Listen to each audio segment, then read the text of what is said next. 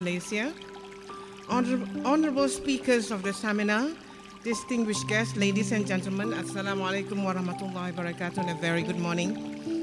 Welcome back to our seminar. We hope that you have had a very fruitful session yesterday, and today we are going to continue the discussion of other more explosive topics in education. And without further ado, I would like to invite Professor Dr. Ratnawati Muhammad Ashraf from Kuliah of Education IIUM to moderate our first session today.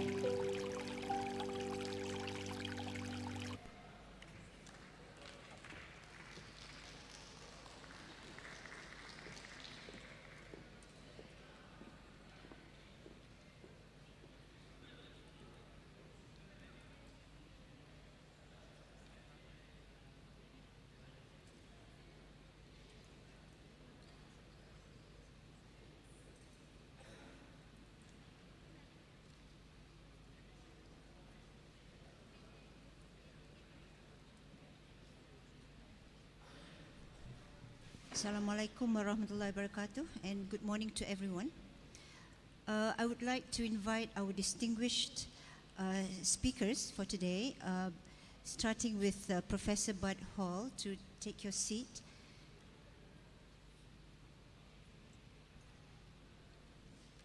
Also, we would like to invite Dr. Hilligje to take her seat.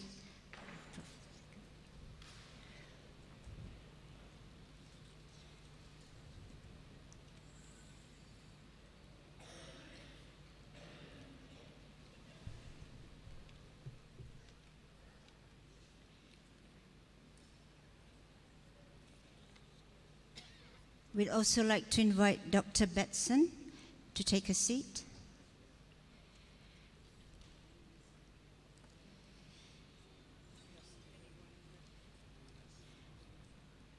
And now we'd like to invite Professor Tantri Zul to take his seat. Thank you, Prof.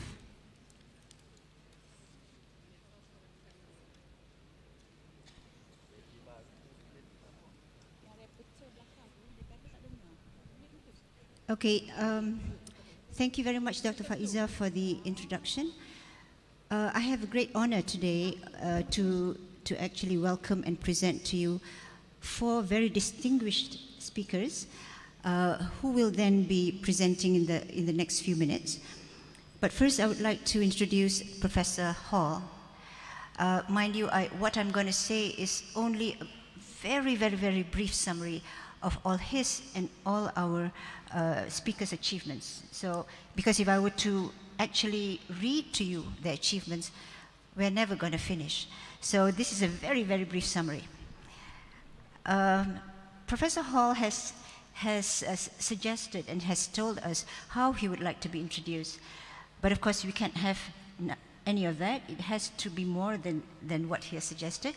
But he wants to be known, or he wants to be introduced as being a grandfather of three. So Professor Hall is a grandfather of three, and Professor, I'm very happy to say that I beat you on that one because I'm a grandmother of 7. So I beat you on that one. Okay, that's the only thing I can beat you on, so, you know, so at least something to be happy about, yeah. Okay, so Professor Hall teaches at the University of Victoria, Canada, and he has written numerous articles and books. So he's a very distinguished scholar. Professor Hall also doesn't believe in objectivity in research. And on this, I think I totally agree, and many people may also agree. And this is a topic for another day, and something that perhaps you would like to invite him later on to speak on. Okay, so Professor Hall is the Emeritus Professor with the School of Public Administration, Faculty of Human and Social Development. He has a PhD in Comparative International Education from the University of California, Los Angeles. His professional interests include higher education and engagement, adult peace and globalization of education, community development and leadership, social movement learning, societal change, and poetry and learning. Among his honors and awards are, I'm just giving you one, is a Lifetime Achievement Award from the Canadian Association for the Study of Adult Education.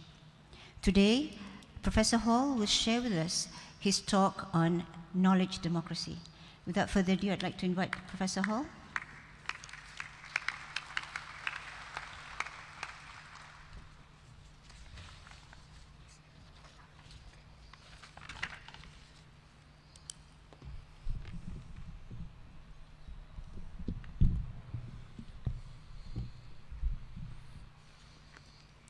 Assalamu alaikum.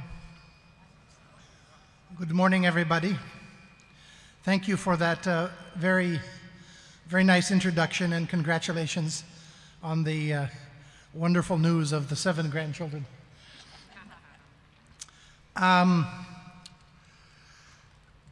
Professor Emeritus Tan Sri Dato Dzulkifli Abdul bin Razak has been an extraordinary influence on my own life. We met about 12, 13 years ago, and his visionary work in the field of higher education, has extended, all over the world. And so he has many people like myself in virtually every continent who have been supported by his own vision and have felt, a closeness to his remarkable passion for linking learning with the achievement of a better life.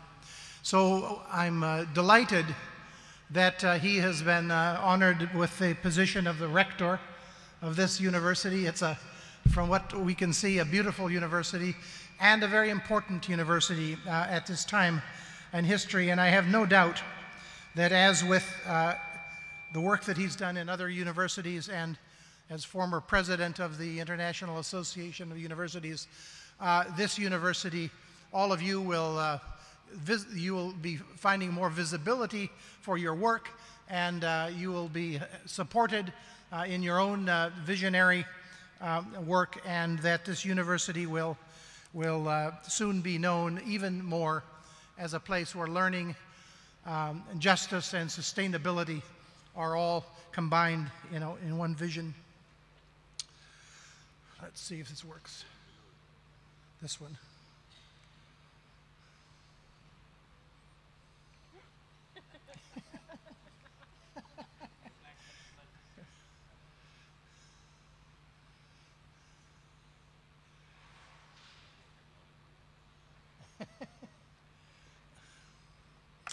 I have a friend. Whoops, this is not to start. No, it's, how can I get it to the beginning? Yeah, okay. Thank you. Let me just practice this. Yes, now it's working. Thank you very much. I have a friend, some of you know, a fellow called Dr. Rajesh Tandon from India, and he says about PowerPoints, he says, PowerPoints have no power and have no point.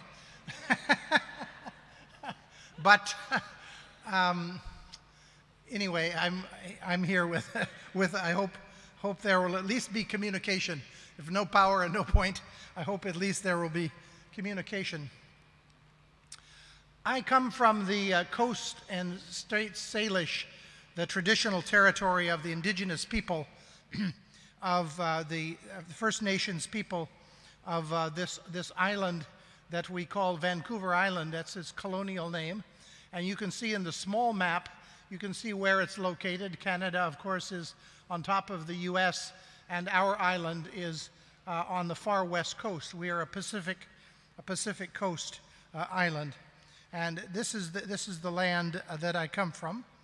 I have been a guest on that territory for about 18 years now, And whenever I speak, I always make a point of acknowledging the indigenous, the original peoples on whoever territory we are on here. So I am in spirit acknowledging the ancestors and the original peoples who would have been here, you know, long before this building was built, long before the big city of Kuala Lumpur. There were people here for tens of thousands of years, and it's important that we recognize that and that we honor that as well. My talk is actually called Decolonization of Higher Education, Knowledge, Democracy, and Values. And I wanted to say something about when we talk about decolonization, where do we begin? You know, we don't begin by jumping right into how to reorganize the curriculum of a university. On questions of decolonization, we have to begin, I have to begin at least with myself. And you can see that picture. That's a picture of a family in about 1871. Obviously, it's an English farm family who have just been able to get a hold of 200 acres of very good land, farming land, that was stolen from the indigenous people of that island. And those people are my great-grandparents and their family. So my great-grandparents were poor people, had no land.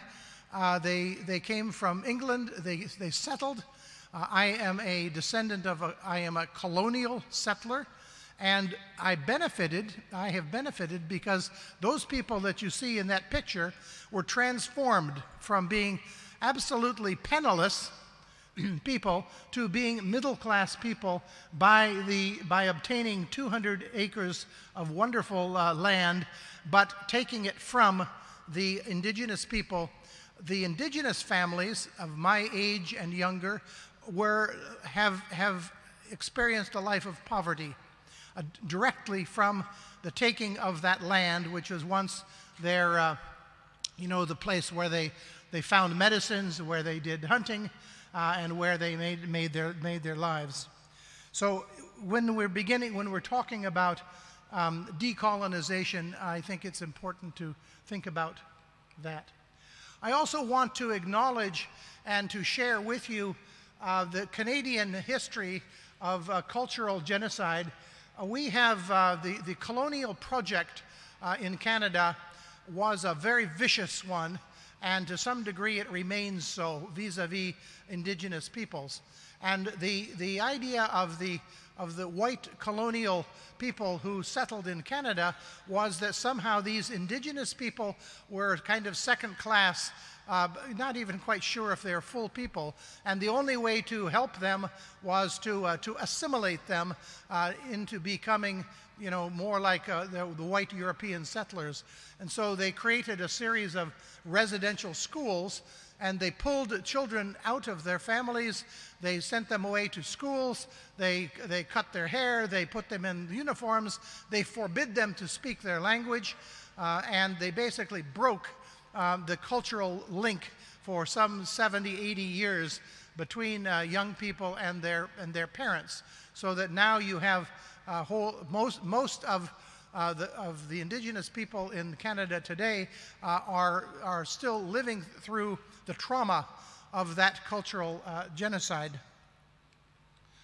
To give you an idea of the way that white colonial people in Canada were thinking at the time, this is our first Prime Minister. He's a fellow from Scotland, and he said that when the school is on the reserve, the child lives with its parents, who are savages. He forgets that half of them were women, is surrounded by savages, and though he may learn to read and write, his habits and training and mode of thoughts are Indian. He is simply a savage who cannot read and write. We have, in 2015, we released in Canada an extraordinary report, and if you're interested in issues about identity, oppression, reconciliation, and so forth, I commend this to you. It's all available online. It's called the Truth and Reconciliation Commission Report. And in it, this has been disseminated widely. It's supported by all institutions, universities, law courts, all aspects of public life have been affected by the recommendations from this from the Truth and Reconciliation Commission. It begins with the recognition for the first time of the atrocities that have happened through what we call the residential school period and another period called the 60s scoop. You'll start to see in a university like my own, which is the University of Victoria. The name Victoria, by the way, you can't get much more colonial than that. There are Victorias and all over the world. I know of at least 2 or 3 other universities.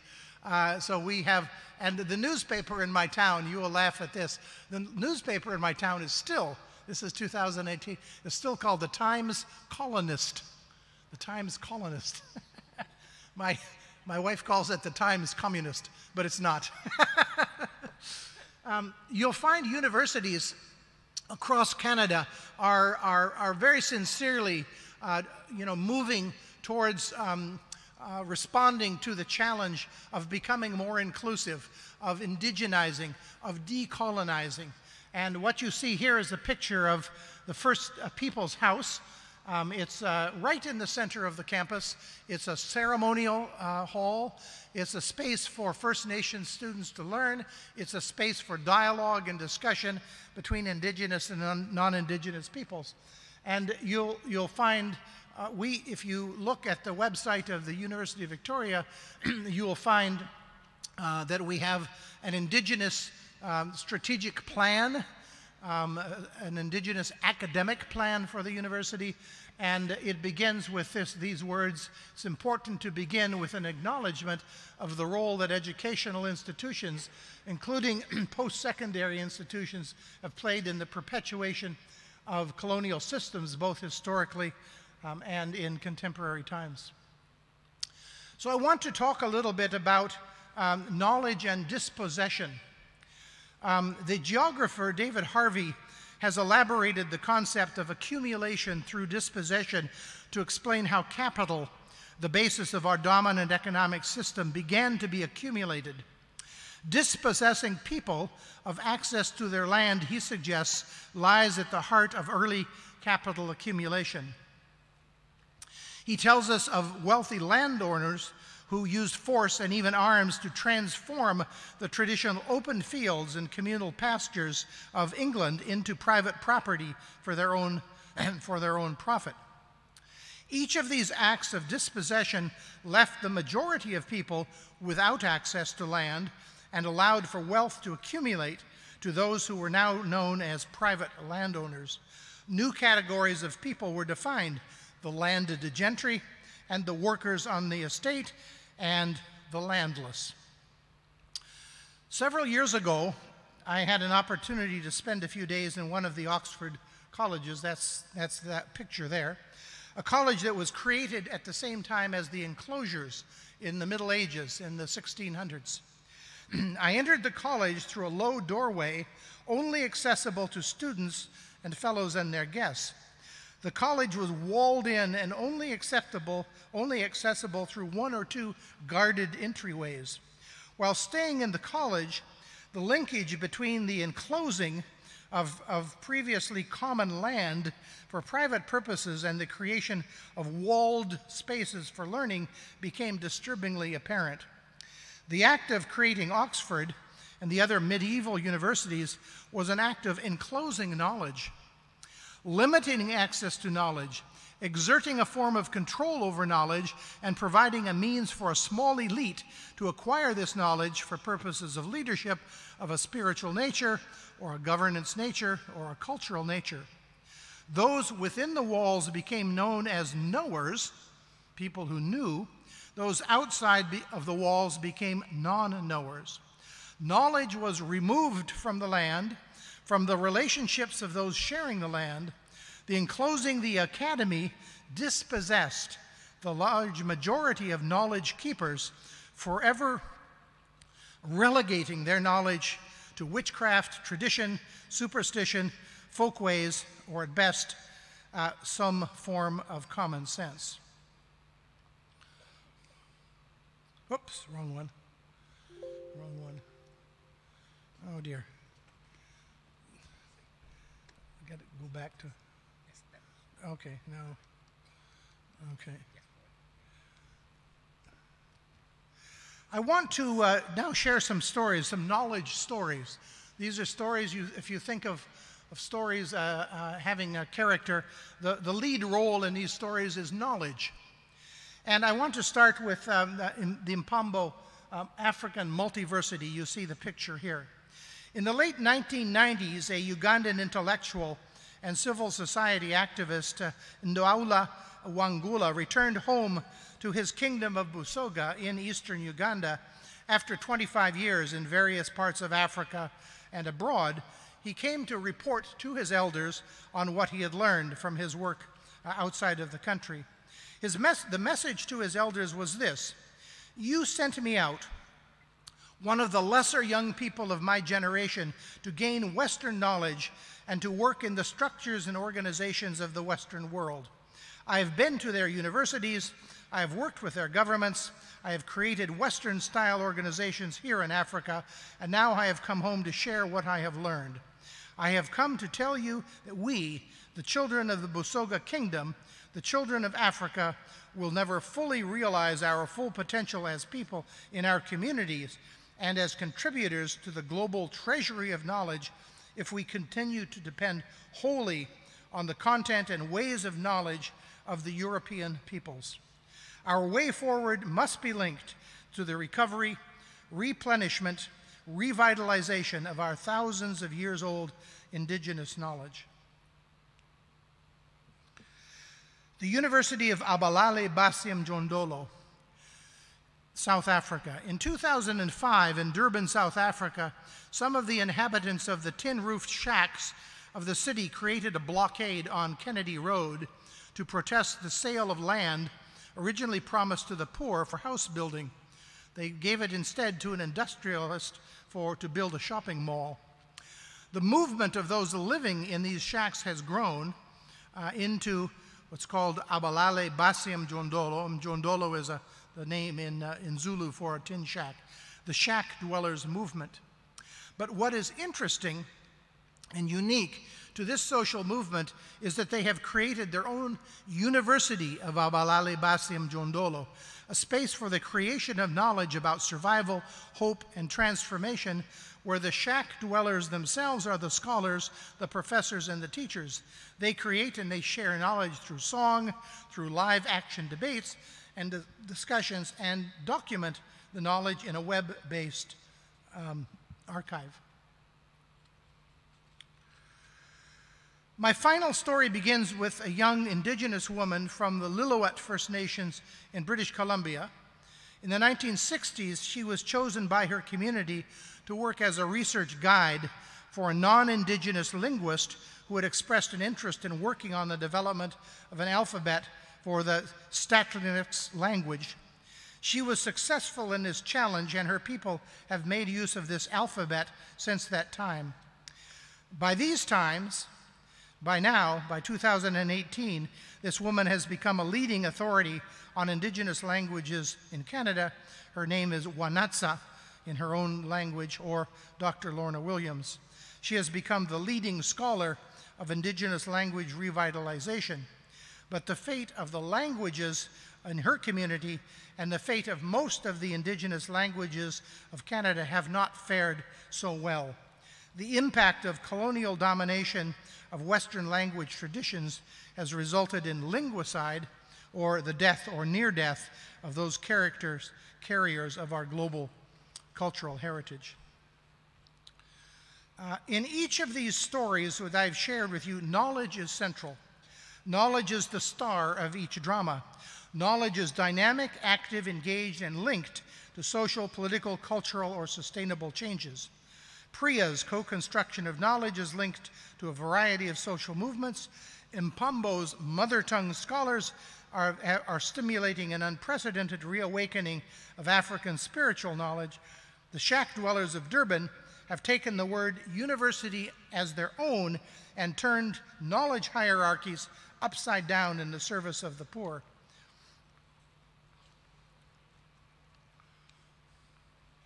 I just wanted to show you this image. I'm wondering, you can see it's a map of some kind, but perhaps you wouldn't know what the scale, how they've scaled that map. You can see across the title is the Global Production of Knowledge. This map uses as its scale the production of academic knowledge in the world. So you can see starting on the left, or let's see, yes, is there a pointer? Oh, it doesn't matter. On the left, that big blue, huge blue ball, that's the United States. Below the United States, you see that small green thing down there? That's Latin America. And it's bigger, geographically bigger than North America. But production of knowledge compared to that is very small. The sort of purple, violet in the middle, that's Europe. That's Europe. And you can see that little, small, tiny little kind of string dangling down off of Europe, that's the continent of Africa, where all life began. And look at where it's the knowledge, the production of knowledge, you know, in the kind of the formal academic production of knowledge. Look at how small it is. So I share this with you because it's important to this is actually the world. This is the world that we live in. Rajesh Tandon and myself and others have been working along this concept of knowledge democracy. And it really is the message that I want to leave with you.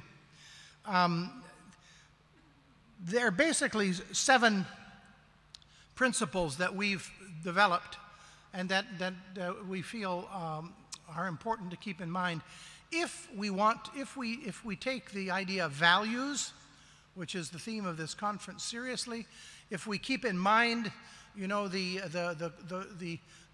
colonial patterns of knowledge production and distribution, which still exist in this world, and if we want to work in a way to use knowledge, as those small examples, to use knowledge in a really transformative way, you know, to make our families, our communities, our lives better, then we think that that moving more towards away from knowledge economy towards knowledge democracy is a way to go.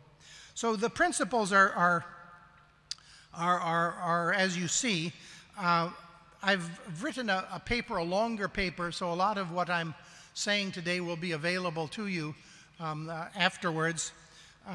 You know, you'll have the full text, you know, afterwards. But just to go over some. So the first principle is that, and it's around decolonization. Decolonization of knowledge means that we have to recognize multiple ways of knowing. And just as we know that the world is healthier, you know, when we know that there is more biodiversity, so we need to remember that the world is healthier when we think of a diversity of knowledge systems, an ecology of knowledges, rather than a monocultural, you know, knowledge system.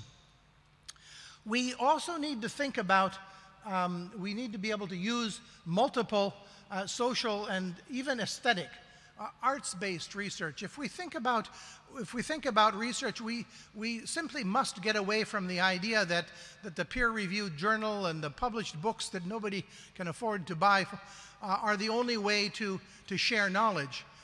That's I think probably one of the main characteristics of political economy of knowledge production, which is holding universities back from making the contribution that they are so well positioned to make.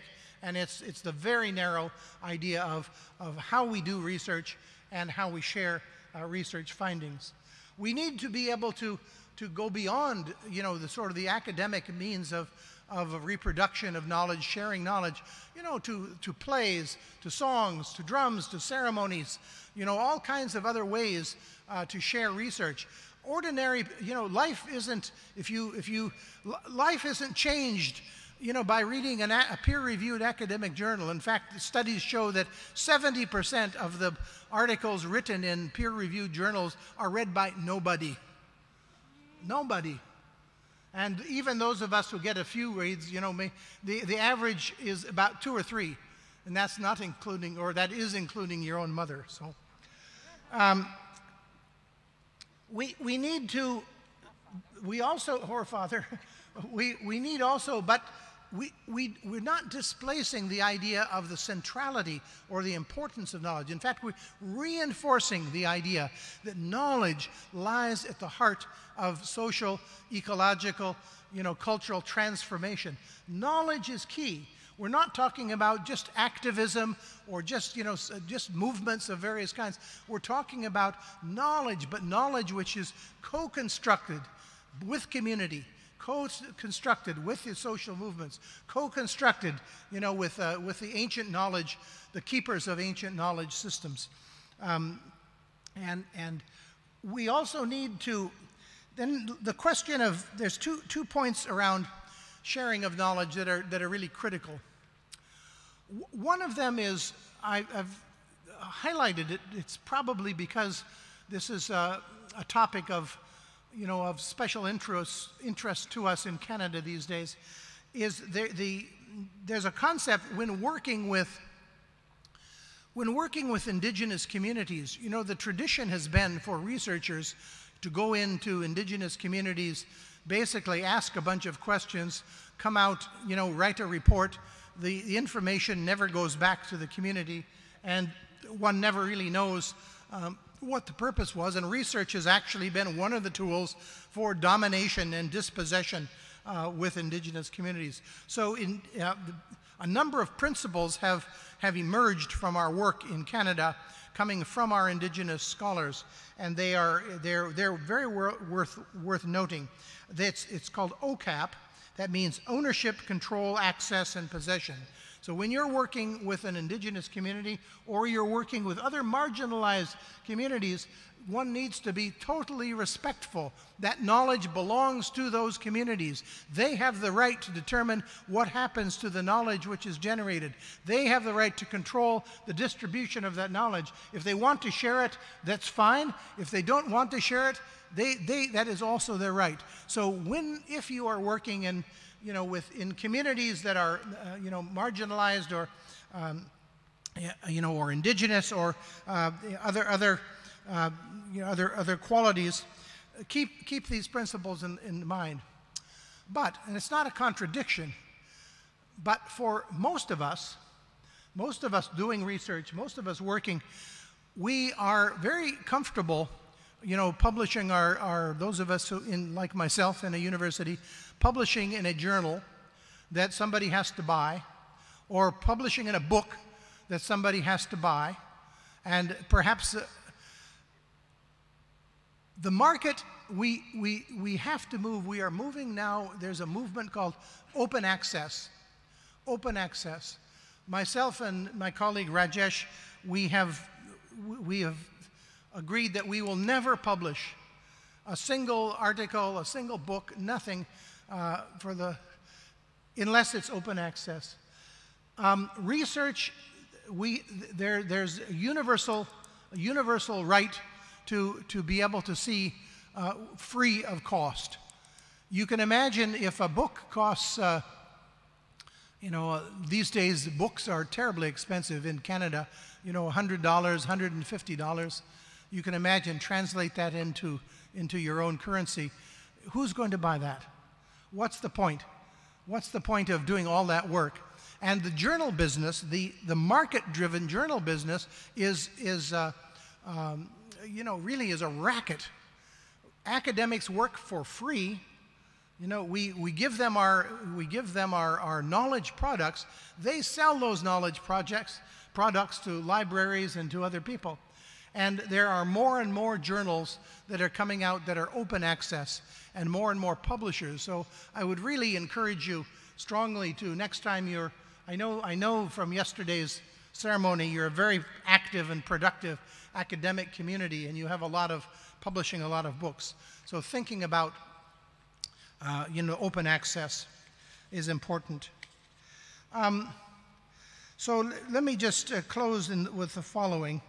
Decolonization, knowledge democracy, and value-based research are all concepts which are emerging as the chorus. The multitudes of ordinary persons in the world are in revolt against the gods of academia. Students demonstrate in South Africa for a break from the apartheid of white knowledge that has persisted even though the politics of apartheid were broken many years ago. The Truth and Reconciliation Commission of Canada calls upon all universities in Canada to decolonize their curriculum, to include the stories of colonial cultural genocide perpetrated on the Indigenous peoples of Canada in the teachings so that all students can finally begin to hear the truth. Knowledge movements of women who say no to continued sexual exploitation, urban poor who create tent cities in the midst of wealth to draw attention to housing affordability, and environmental and indigenous activists all over the world who say no to fossil fuel extraction, all understand the transformative power of knowledge to the success of their movements. The idea of knowledge, whose knowledge counts, how grassroots knowledge is gathered may be a compelling topic in a seminar in this university, but the creation of knowledge and the naming of the world is more importantly part of a great turning that we are all living through. Thank you very much for your attention.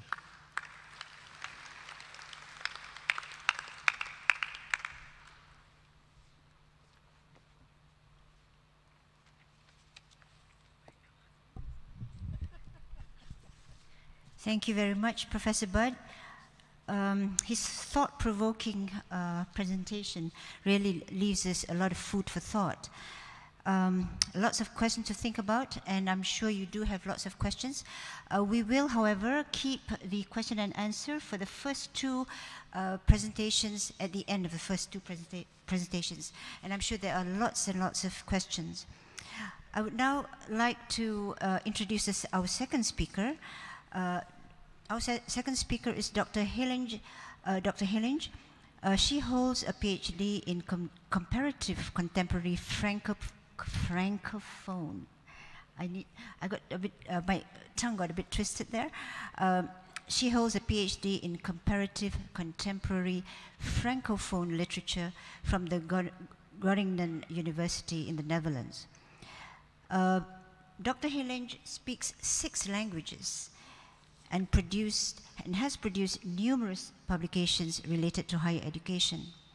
She's also the Secretary General of the International Association of Universities, where she has been working for the past 2 decades to make higher education a key driver of societal change. That is something also for us to think about. She strongly believes in the importance of intercultural understanding and has developed projects and other initiatives to promote this in higher education. She's convinced that societies can foster research and innovation through innovative approaches to doctoral education, and she has developed a 6-year project on this topic for Africa and internationally.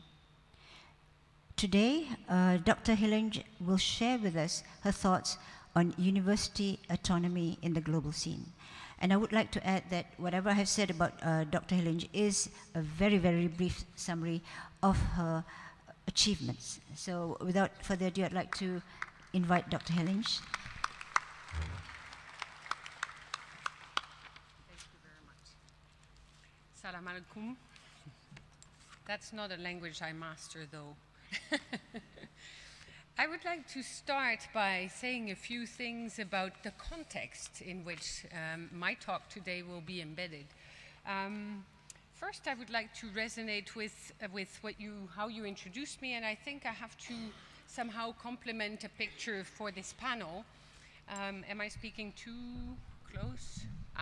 Is this better? Because I'm always afraid that it's too close and then it resonates and your ears are going shoop. So we were talking about grandchildren. No, I don't have grandchildren yet, but I have 5 children. So it's already quite something as a start. And so maybe that can be kind of a start also for rethinking our societies and how we do things. Interesting as well, because people say, 5 children, how can you be working then? Well, children is already work, and so why not do the other work as well? What do you think? Then the second thing, you introduced me by saying that I was a believer in intercultural learning and dialogue. Yes, profoundly. I think also through comparative literature, that's an entry point into how you bring to the table different discourses and try to make sense of the diversities and create innovative approaches to reality through those different discourses. That is already very powerful, and it was always very interesting with the students to look at those literatures from their points of view. So that also was very powerful, because in the classrooms, who do sit there? It's not only people from one nation, but from many. So to bring in their discourses and to look at literature from a different point of view was absolutely incredibly fun to do.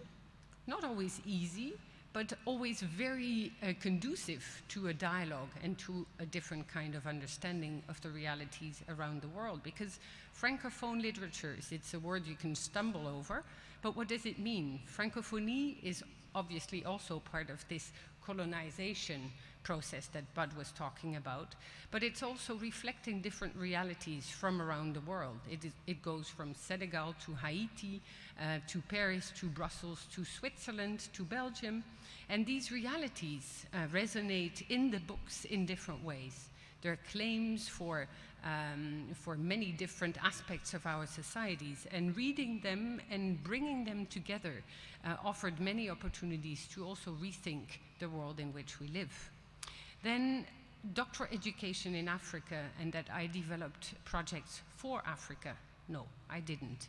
I developed projects with Africa and with Africans and from within. And that was totally different, because I did not get into the universities telling them what to do. No, I was there to learn from the universities how doctoral education can actually be developed in different ways around the world and co-created in order for it to offer better opportunities for the universities to develop something that was much more conducive to do exactly what Bud was talking about, i.e. this recognition. And let me take your list, because there are multiple ways of knowing, definitely. And that is what makes it so much more interesting.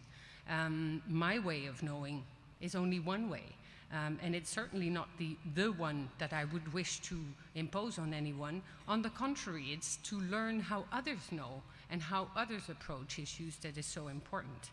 We use multiple social and aesthetic research methods, and that was through this project beautiful to see, from Kenya to Nigeria, from Nigeria to Cameroon, from Cameroon to Benin, from Benin to Senegal, and then back to Rwanda.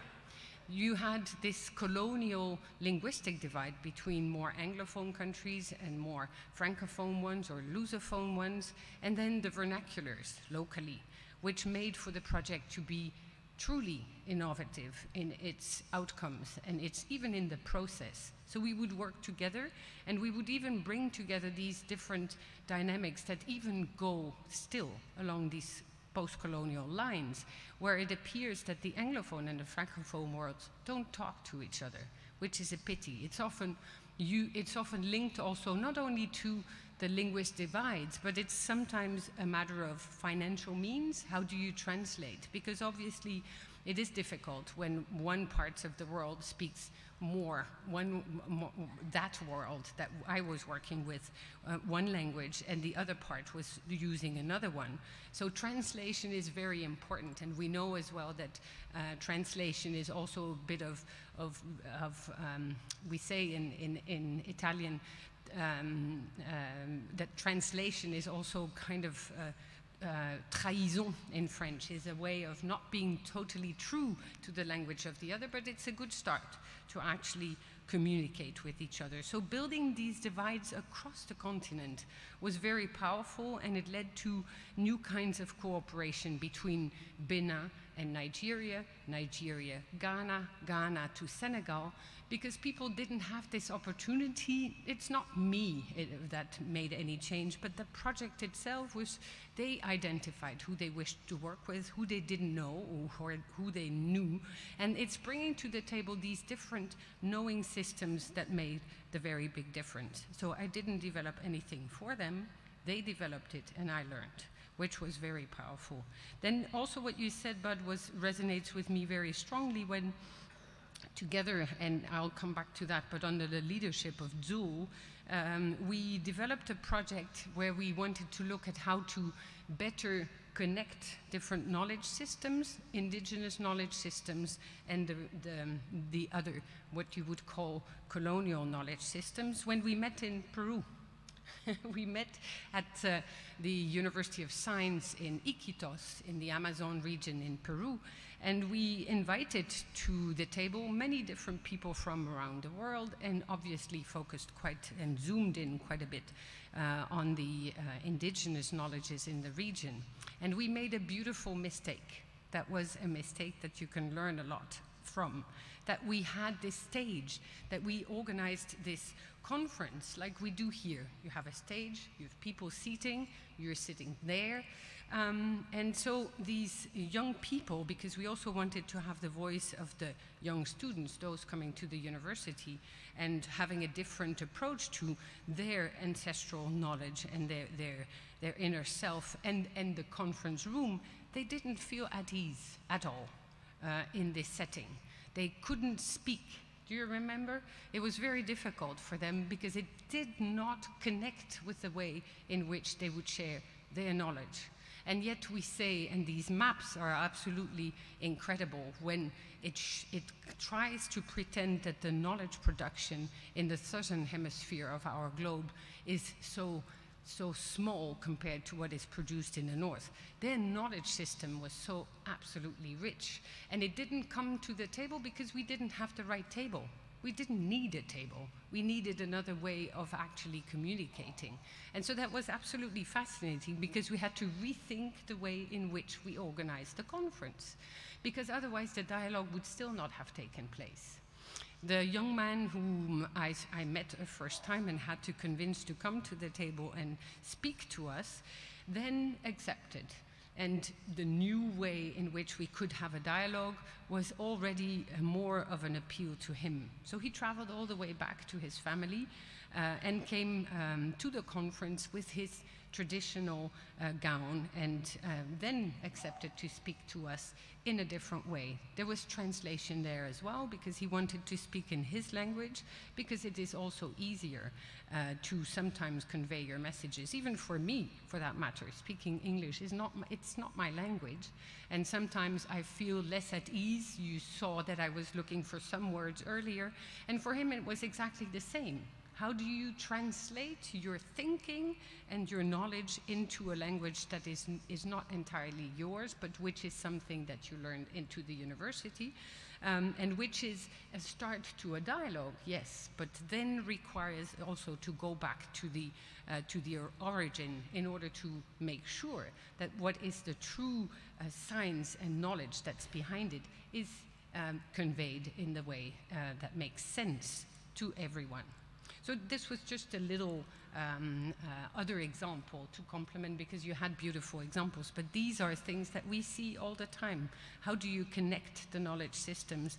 How do you make sense of it in respect also of the different dynamics that are out there around the world, because that's what makes our world so beautiful. The knowledge systems are different. We can connect, but we need to find better ways, definitely, into the future to do that.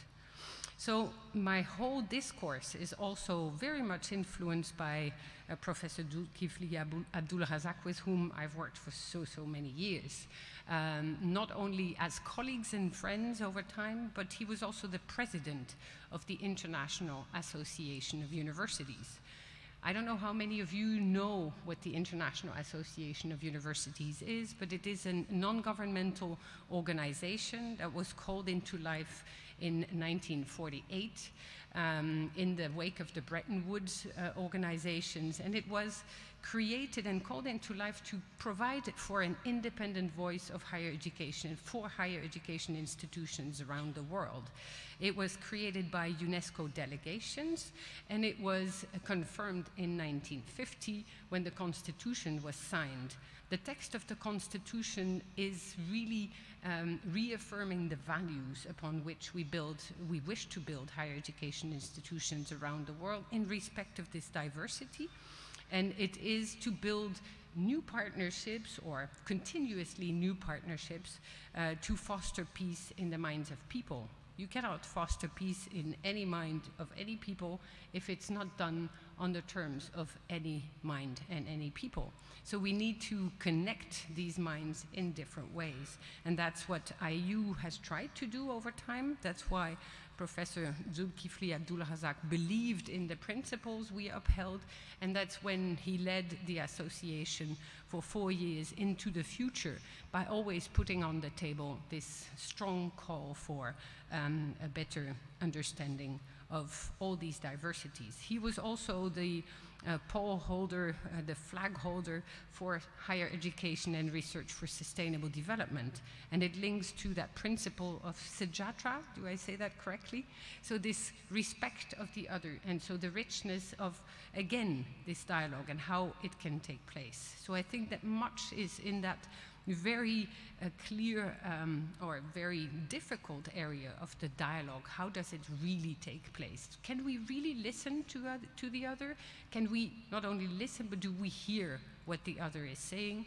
And that is something what we hope to foster on and on again.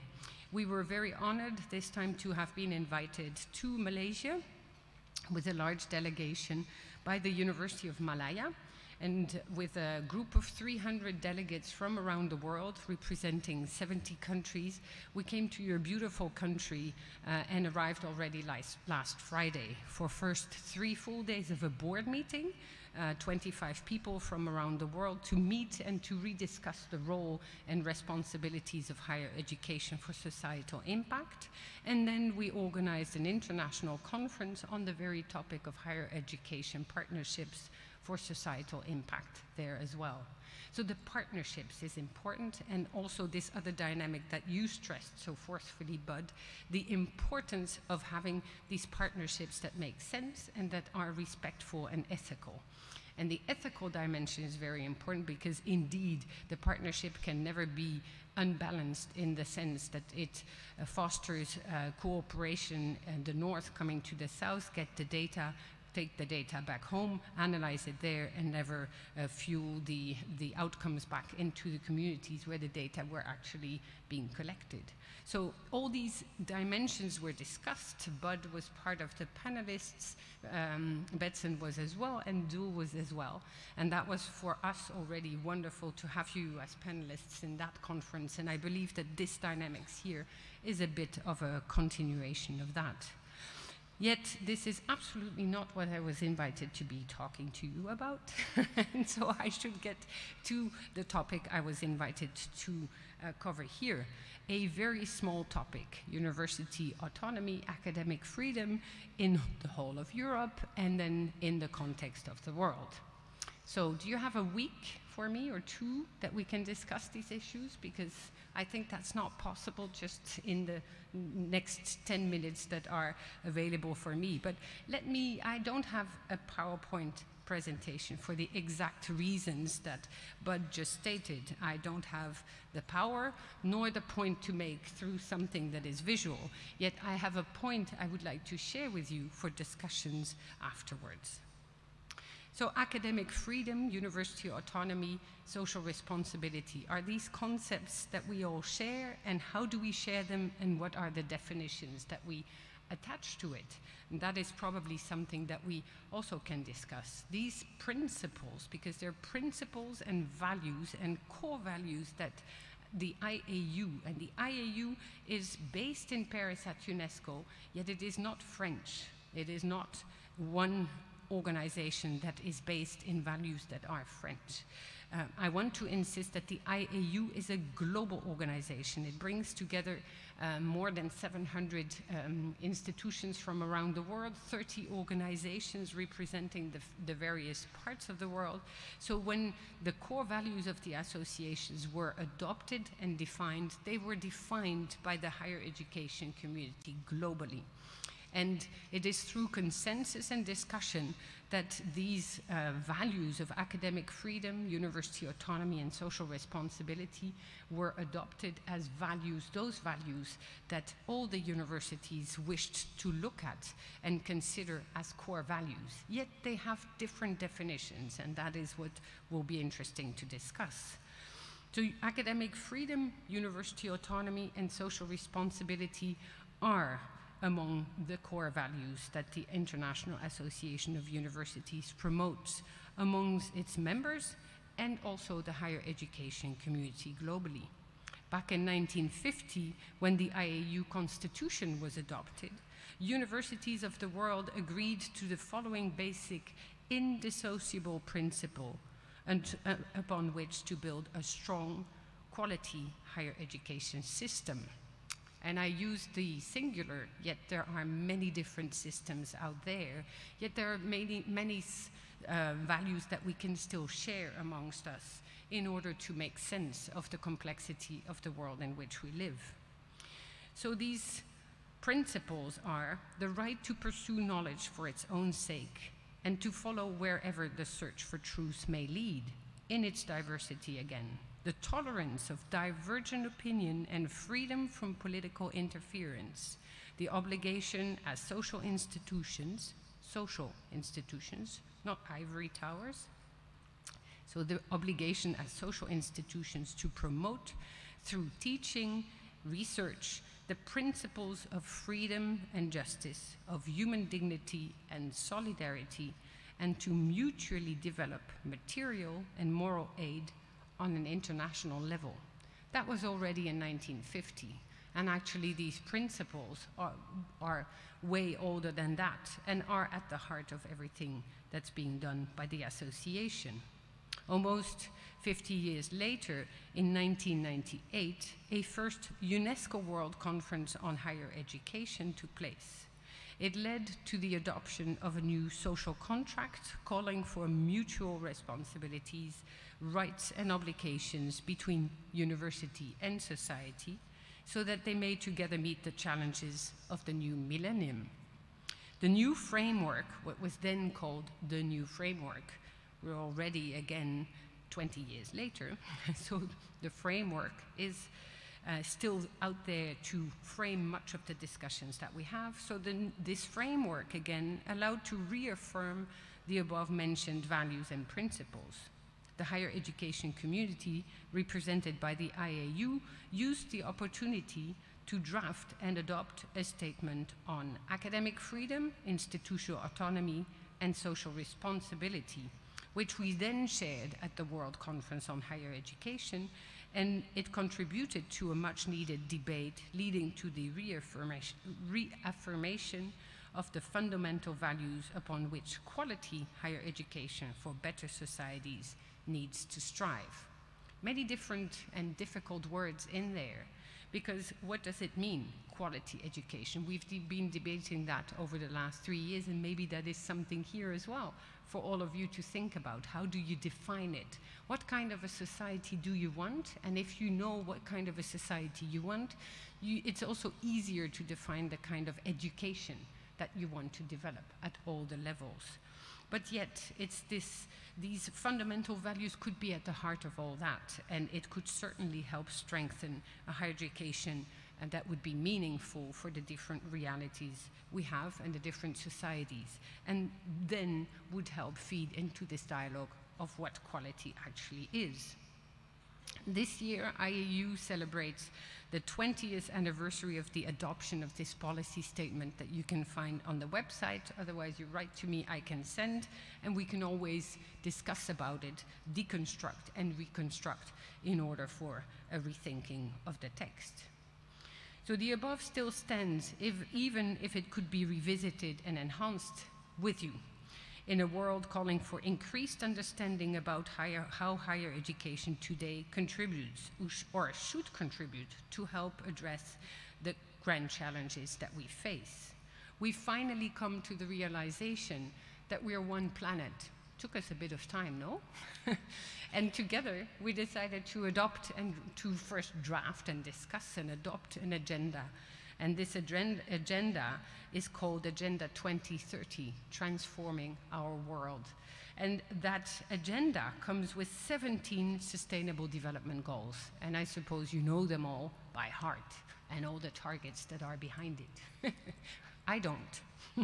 But at least they give a new frame in which we can also frame the discussions that we have about the goals that we all face. And we don't face them from the north to the south or the south to the north. You remember the Millennium Development Goals. They were all imposing all kinds of things on the global south. Agenda 2030 is different, and the 17 development goals are different, and they are being adopted by many, many different governments around the world, because they state that it's not the goal that is to be addressed in one part of the world. No, we're all in the same boat. We're all on the same planet, and we only have one planet that we have to cherish and care for and care about through addressing these goals. And education in general is key, and higher education is definitely that other part of the puzzle that is essential to address the goals in a creative, innovative way. The global agenda calls for the generation of new knowledge through transdisciplinary and international, ethical, transformative, and collaborative work. No challenge pertains to one part of the world, one region, or one country.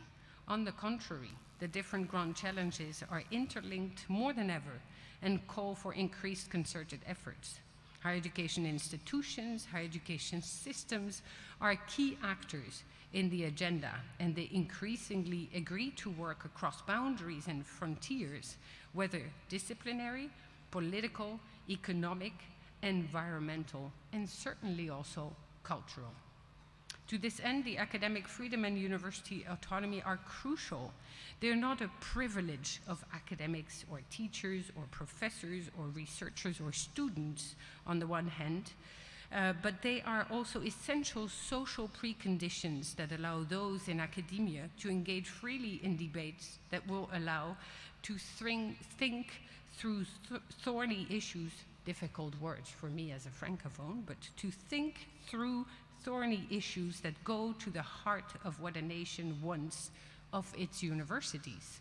What do we want from our universities? What kind of an education will be conducive to addressing these goals in a proper way in order for the universities to service the societies? The contemporary political, economic, and ideological contexts, and I insist on the plural S, too often counter these dynamics. We're in opposition, we're in categories, we cut off, we categorize, we silo. Instead of opening up, freeing speech, connecting worlds, we too often witness isolationism and populism, much of that in the northern part, Europe, North America. I won't name names, but you can imagine who I think about. The authoritarian turn in higher education, because that is what is happening as well, impacts on higher education systems which they challenge and pressure. The populist approach to much in politics. We now very recently heard about new developments that go in that very sad direction in Latin America, where the populist approach to politics and then to life will definitely have a strong and certainly not positive impact on the way education can be conducted, can be provided, and education at all the levels. Academic freedom and university autonomy is at threat in a growing number of countries. The global rise of anti-democratic attacks against higher education, identified by colleagues from Africa, from Europe, from North America, from Asia, in the Middle East. You can read about that in IIU publications. And it is worrying. Different organizations and associations, including the International Association of Universities, call for care, protection of the fundamental values upon which to develop an education system and a holistic approach to the education system in general. We know what we have. We still believe peace and open space for critical thinking, innovation can be taken for granted in certain parts of the world. In others, they still have to be developed.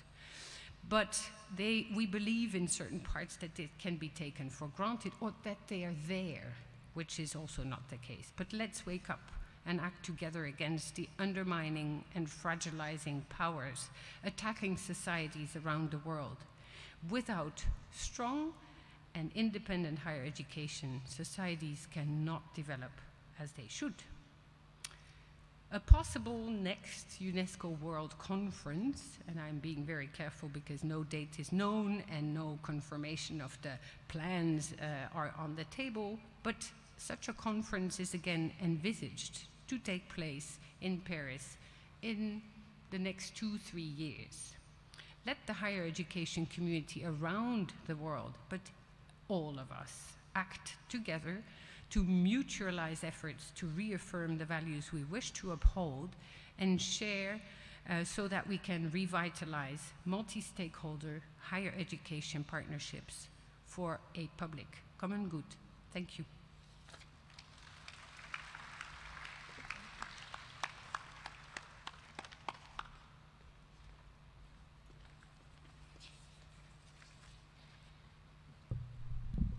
Thank you very much, Dr. Hilligje, for that very thought-provoking presentation. There are threads of thought, coming from the two presenters, our respected presenters. They have left a lot of food for thought, lots of questions that are raised. For example, what is the role of universities? What is our role as academics? How do we, in fact, share knowledge? And what do we want of our universities? And what is academic freedom and university autonomy? These are some of the ideas that are consistent in the two presentations. I would like to now open this session for question and answers. And I know that there are lots of questions, so please, we have about 20 minutes for question and answer.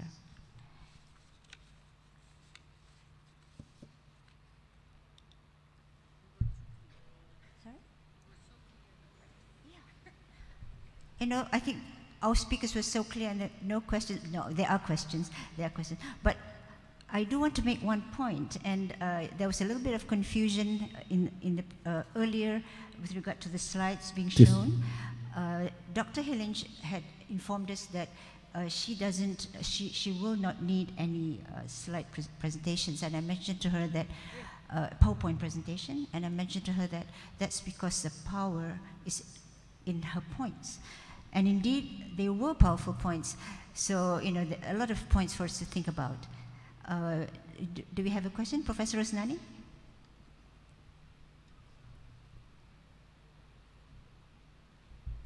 Okay. Dr. Osman Bakar, Professor, yeah. I would like to address this to Professor Hall. Can you hear? Thank you very much for your presentation. Actually, I have nothing to object in your presentation. I agree with them. I think your perspective I share with you, and the ideas are excellent. But I would like to raise this issue, a very fundamental issue to the issue, of course, of knowledge democracy, or what I call epistemological democracy. In my view, the idea of knowledge democracy has meaning and significance in the light of its reaction. Basically, it is a reaction against an existing epistemological order.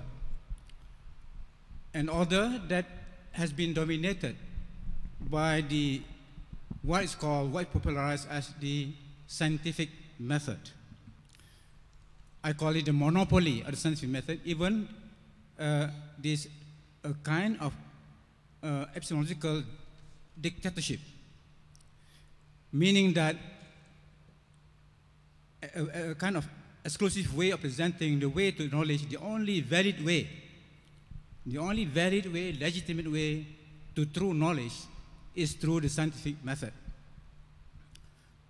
Certainly that was dominant in the modern era, but slightly losing its appeal in the postmodern era. But the field that I think that I can see that where the movement for the knowledge democracy is gaining wider support, that is in the social sciences, but not in the natural sciences. In natural science, it's still the exclusive claim to true knowledge that is through the scientific, the empirical method, which, for example, for those societies in which religious sentiment, religious beliefs are still strong. And I'm speaking this because I've been involved in this idea, this reaction. Your reaction is in a different field, but my reaction is in the field of philosophy of science.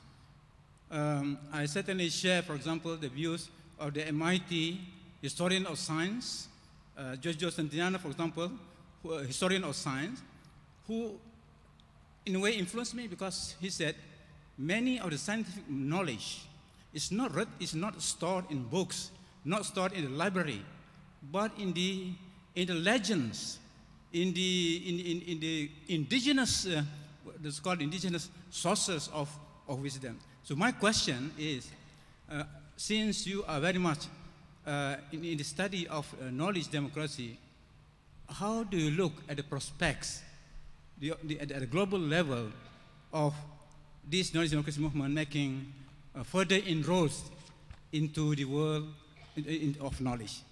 Thank you very much. Thank you. Thank you very much for your extremely thoughtful comments and questions, and I'm really look forward. I hope that we can, after the conference and going on into the future, that we can establish some communications, because I think you're working in areas that are very similar to our own, and I think we can by combining some of our thinking, we could make some advances. I agree with you 100% that the impact of knowledge democracy, or some people call it knowledge democracy movement, is having its first kind of successes in the social sciences, but also in the professions. For example, you'll find in social work or in education or in law the ideas of indigenous ways of learning, indigenous legal systems, indigenous approaches to child welfare are picking up, building a lot. There's a lot of momentum. So you have in the social sciences and in the professions, quite a healthy, movement in these directions. With regards to science, and this is, of course, this, and I agree with your words. It's been a hegemonic vision. Science with a capital S, which is a European, that approach to science, what we around the world think of as science, is actually only about 550 years old, and the actual understanding of the way in which the earth and the creatures in it, function together, the weather, the water, all of that, which has been going on for thousands and thousands of years before science came in and said, this is the way that we can understand it. And by doing so, they separated those early European scientists separated, our mind from our body, human beings from the rest of nature. But there are, the era we're living in now, where there's so much interest in sustainable development, in climate change, there's a realization, even amongst, people who are scientists in the Western sense, that the knowledge, the pool, the reservoir of knowledge tools that we have so far aren't enough. And so, I know my examples mostly come from Canada, where I live, but there's a lot of interest in indigenous technical knowledge, particularly around issues of the environment. We've just published a new textbook for secondary schools on indigenous science. So all of our secondary school students are going to be learning, principles of indigenous science. And so I think that it's, I think it will come more slowly, but I think that the awareness that we need a full palette of colors, a full, as somebody says, you can't play a one-string guitar. We need a harp, with hundreds of strings of knowledge in order to be able to adapt to the quite difficult situations that we're facing, even just on planetary terms. So I thank you, sir, very much for your good comments. Thank you, Prof. Bud. We do have, I believe, some other questions. No. Prof. Rosnani.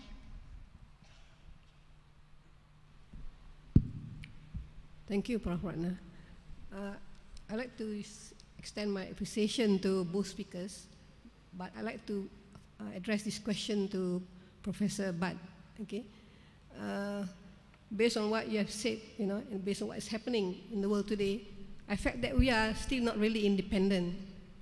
We were colonized once, and we are still colonized, actually, by the fact that people in the north are still dictating to us about what to write, what to publish, and this is very evident today. And the mood in the university today here has been, I think, slowly going towards the mood that there is no genuine search for knowledge. It's just to fill in the KPIs, to be able to be promoted. When I first joined the academia, I was free to write whatever I'd like to write, and I can publish it locally. And what's more important is the idea gets spread out.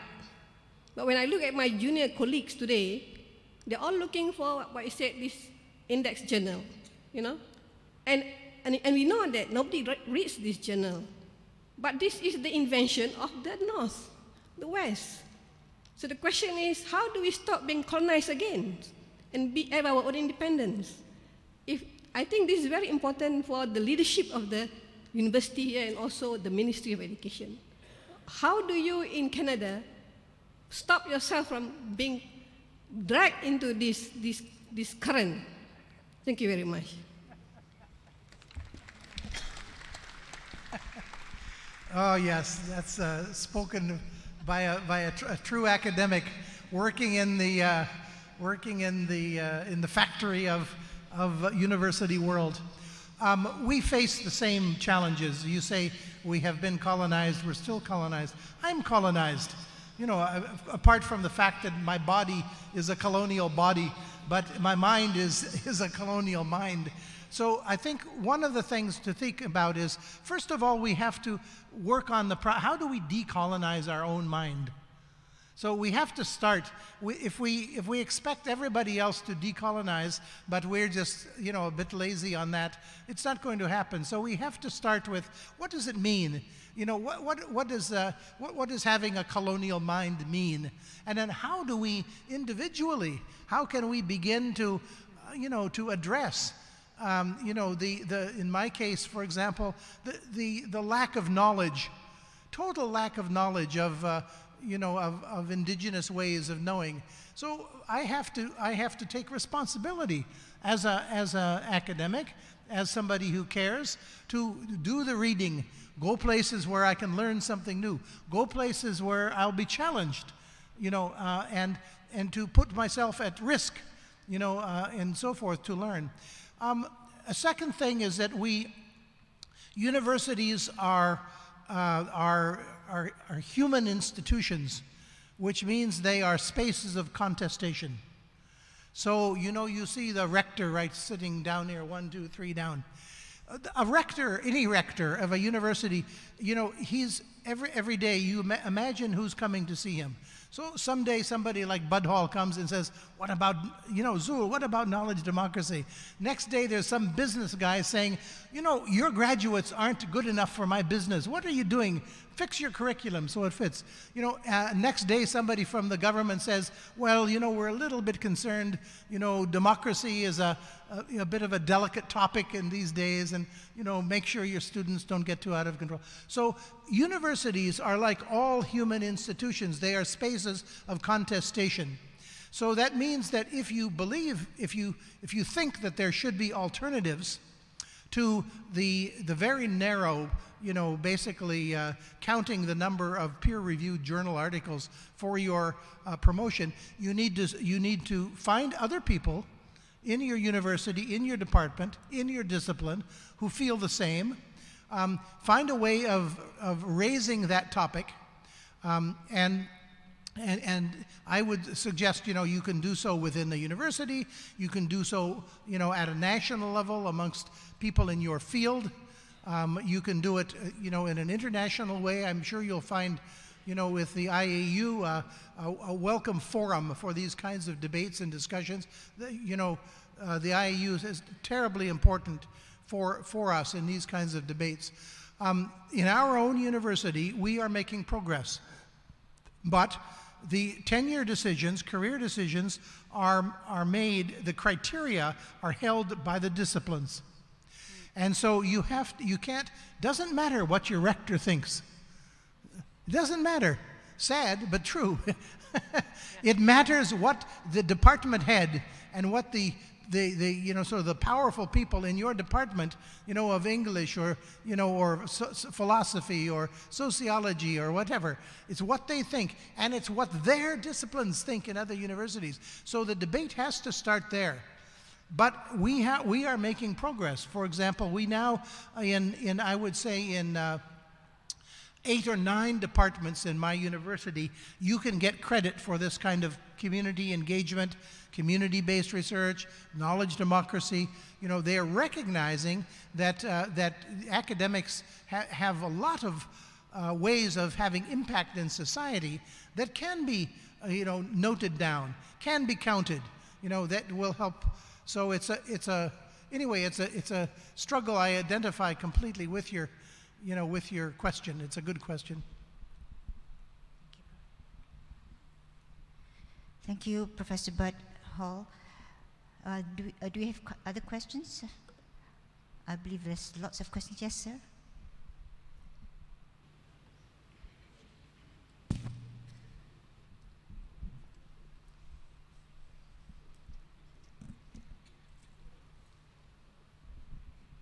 Hello, a very good morning to both speakers. I'm Muhammad. I'm a student from this university. So this question goes to either one of you. So the point that I took from both speakers are that the democratization of knowledge and autonomy of university means that there's a bigger channel for knowledge to be disseminated towards the students. And for me, there's a disparity between higher education, especially tertiary education, and society, where in the higher education, the scientific methods and knowledge are more prevalent compared to the society level of understanding of knowledge. And for me, the bridging element for these two places are arts and culture. So in arts and culture, we can see that locally, for me, locally, arts and culture does not have a high place compared to scientific knowledge, because in our society, scientific knowledge is seen as the legitimate way of knowing things, a scientific way of understanding things, and that is not available to the masses, because in the end, higher education wants to improve the society, and we are only a spectrum of a large composition of the society. So my question is, because in my observation in European countries, there's an appreciation towards culture, arts, and aesthetics, which is not very profound here. So how did you relate or give importance to arts and culture in your countries, and how can we implement it here? Because I have a sense that cultures here is only for entertainment, but in your countries, I see it as a search for meaning. I've read through some philosophers like Nietzsche and Jean-Jacques Rousseau, and where they observe the culture and arts and see it is a channel for the society to understand ideas and concepts. So I think that's my question. Thank you. Great question. It's a beautiful question. I think there is quite a, it was interesting to hear, I would say that the rector could, the vice chancellor could also take the floor here, because you're a strong believer of this connect between science, arts and culture in all its dimensions. The rector, sorry, I always mix rector, president, chancellor, vice chancellor, I'm sorry, the leader of the institution, let's keep it that way, of the University of Malaya, the day before yesterday, opened the conference by saying, if we educate and teach to the new generations of scientists, and we forget the arts, then we forget the essential part of the development of the critical thinkers and of the new leaders of today and tomorrow. So he made that point very clearly, and I believe that I thought, and you contradict this thinking that I had, I thought that Malaysia was way ahead of us, and that you already made that connect, and underline this important link between science and all the other parts of science. Why make the distinction between science as, what would it be? I mean, arts is a science and literature is a science. I come from that field, and I've always been very strong advocate for that part of the development of the individual. If we already siloize our understanding of the world by going in only one discipline, I think we make a mistake. And we see a strong push everywhere for transdisciplinary approaches, for intercultural and intercontinental, intercultural in all its dimensions work around the world. Without that, we will not be able to advance in any form or shape. I very much like something that exists in many parts of the world, this approach to everything that we do through liberal arts education. I don't know if that is something you're familiar with here. That has always been of a great interest to me, because it provides the opportunity for the incoming generations and of scientists, learners, and leaders around the world to not have the obligation to pick and choose one discipline when entering higher education, rather to go for a broader perspective on everything that is actually informing a better understanding of things that we are to address, by having the opportunity to do physics and political science and go into music, whatever. The liberal arts, to me, the liberal arts approach to anything that we do is something that in many other parts of the world, or any part of the world, could be picked up, because that connect, I believe, is absolutely essential. So I'm surprised by the question. I thought it was something that was also taken for granted here. I've seen it in many universities. When we met at University Science Malaysia, when you were still the Vice Chancellor there, you had this holistic approach to knowledge and understanding as well. Your university, you then gave the name of a university in a garden. The garden being all the knowledge systems and all the disciplines out there that could inform any understanding of any of the issues that we face. So that connect is essential, and let's make sure in all our work, in all our thinking, in all our disciplines, if we are a leader, a teacher, a student, a researcher, that we take these other parts of the human body and soul on board of our understanding of our world. So I hope that that is the new direction in most parts.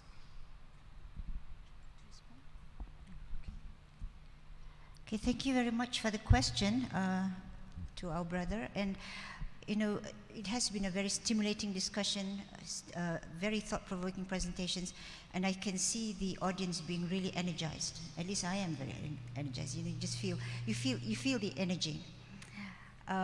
So I'd like to. Oh, you have a question. Oh, from Kuantan. Okay. Actually, I'm acting on behalf of Professor Ahmad Hafiz from our Deputy Director in Kuantan, because this is somehow being you know, live streaming all over the world. So Prof. Hafiz is the Deputy Director for Research and Innovations of the University. He has two big questions for both speakers.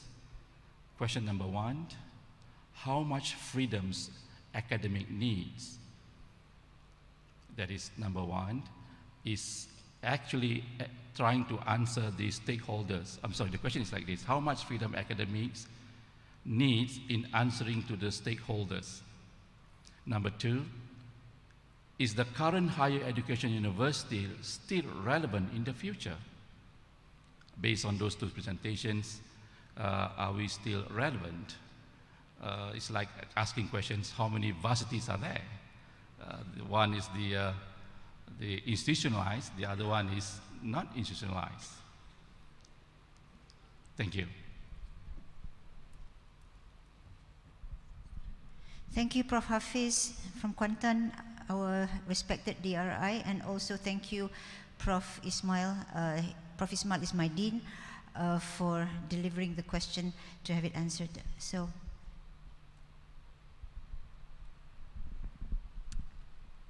The question I reframe so that I'm sure I understand properly, and I think it's a very beautiful question. How much freedom do academics need in answering to stakeholders? I think they need all the freedom, yet you will have another presentation later. They also have a lot of responsibility. So it's not just freedom for freedom and you can do whatever and then that's it. You also have responsibilities to yourself, to your peers, to your students certainly, and to the society. Because it is a social contract that you also sign when you accept to enter the higher education institution. So the freedom certainly is absolutely essential. It is essential to generate the kind of thinking that would be conducive to innovation, for that matter. But freedom, well, you know it as well as we do. What do we teach our children to start? Your freedom stops where the freedom of the other starts. So it's not freedom of saying whatever at the expense of whatever. It's in respect, it's ethical, it is dynamic, but it has this responsibility part that is also very, very important. So a lot of freedom, I think it is embedded in a larger discourse where the freedom of academics is at threat Maybe you know the work of Scholars at Risk. There are many scholars around the world that are threatened because of their ideas, because of their positioning, because of what they say, what they believe. They're being imprisoned, they're being tortured, they're being killed. And that is the kind of freedom, that is the kind of attitude that needs to be fought. I mean, the academics need to have the opportunity to express themselves. And that is absolutely essential for societies to strive. So a lot of freedom, yes, with that dimension also of responsibility to put the two in a balance. The second question is a beautiful one as well. Are higher education institutions still valid? Yes, they are still valid. They're being rethought. They need to be constantly, I think what you said earlier, but is essential. Universities are spaces of contestation. It's not because we contest that we throw it all out. We wanted to transform. We wanted to remain or to become, wherever around the world, to become these institutions that make sense and that allow those who come through it to make sense of the world in which we live. So the higher education institutions are definitely valid, and we need to make sure that we have strong institutions in our country so that they can offer opportunities for anyone, any stakeholder, inside, outside, to benefit from it.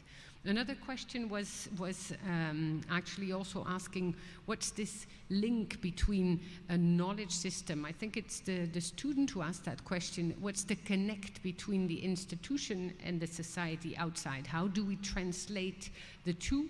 And so the validity of higher education also resides in our opportunity to translate what we do in the institution and generate the kind of dynamics that are conducive to better dialogue inside, outside, so that what is being worked on is translated and of relevance to the societies. But what is being done in society is also relevant for the higher education institution. It's really a dynamic that takes place. So the co-creation and the interdisciplinary, the inter-stakeholder approach is absolutely essential, but let's not throw it all away. Let me respond to the question about the relevance. Are the current universities still relevant? I think that the story which Hilligje shared with us, the experience she and Dzul had in Iquitos, is something for us to think about. And that, what you discovered there was that there's actually the colonial organization of the room. Even here. Yeah, even here. So what does that lesson, if we think about that, what would it mean to decolonize the architecture of our universities? I don't mean we should tear down. I mean, with this fabulous, beautiful university that you have here, I don't mean that. But I think going forward, I think that we're learning lessons about the space of knowledge. We recognize that universities no longer have a monopoly on the creation of knowledge. So I think that we need to think about the very architecture of our universities, and it's not a coincidence that a Western, starting from those, as the story I told you about Oxford and Cambridge, which put walls around their university so only certain people could learn, everybody else was outside. Those are colonial, those kinds of universities are very colonial. And we have, my university is a little bit apart from the town of Victoria. And we think that that's beautiful because you don't have to be bothered with, life in Victoria. You can just sit there. But over the years, we have lost touch, as in the universities. We've lost touch with society. And partly it's because of the architecture. The other thing that I think that will determine our relevance is whether or not we're able to decolonize our pedagogy, and putting more emphasis on experiential learning and putting, for example, students' lives and the lives of the community which is the geographic home of the university, to what degree, is there a flow there? And the last is that there's quite an interesting series of papers circulating in our universities in Canada around universities, how to build social infrastructure. How can universities use there's so many resources. We build buildings for students. We have pension funds. We have research networks. We have, so many resources, but to what degree do we use those resources to build social infrastructure for the larger community or the larger, even the larger country? There's much more that we could do. For example, there's the University of Winnipeg in central Canada. It is in the center of the city. It's a city which has a lot of housing, homelessness. And so the university has put up a big building right in the middle. It's got classrooms, it's got some dormitories, it's got some offices, but it's also got affordable housing. And that's a case where only the university could do that. And there's a business model. So it's not a matter of charity. There's a business model for this kind of work. And so social infrastructure, the degree to which we can mobilize the university resources, which we already have, to build social infrastructure, I think will go a long ways towards keeping our universities relevant. Thank you, Professor Hall. Beautiful questions and beautiful answers. I would like to continue with the next session, and that is to have two of our highly respected presenters. I would like to, first of all, introduce Dr. Betsan. Dr. Betsan Martin is from New Zealand. She's the Director of Respons, an organization working on ethics, responsibility, and governance with the International Forum on Ethics and Responsibility. Dr. Martin is a central figure responsible for the establishment of the Regional Center of Expertise in Education for Sustainable Development, and this is based at the University of Waikato. Apart from leading Respons, she's also the co-chair of ECO, which is the Environment and Conservation Organizations, and executive officer of public issues, which fights for and works on social and environmental well-being, climate responsibility, and international trade. Today, Dr. Martin will share with us her thoughts on responsibility in education. It's a very, very good take on the term responsibility. So she'll be sharing with us her thoughts on responsibility in education.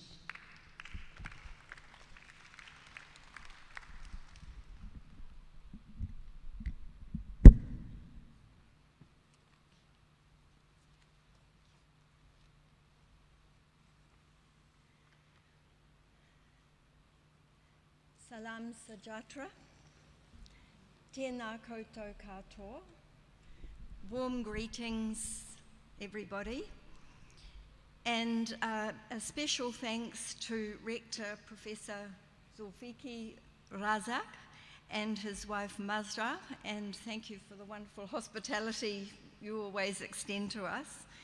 And warm greetings, my co-presenters, Hilligje and Professor Bud. And also Dr. Ratnawati, thank you very much for your careful guidance of this process, and warm greetings to you all.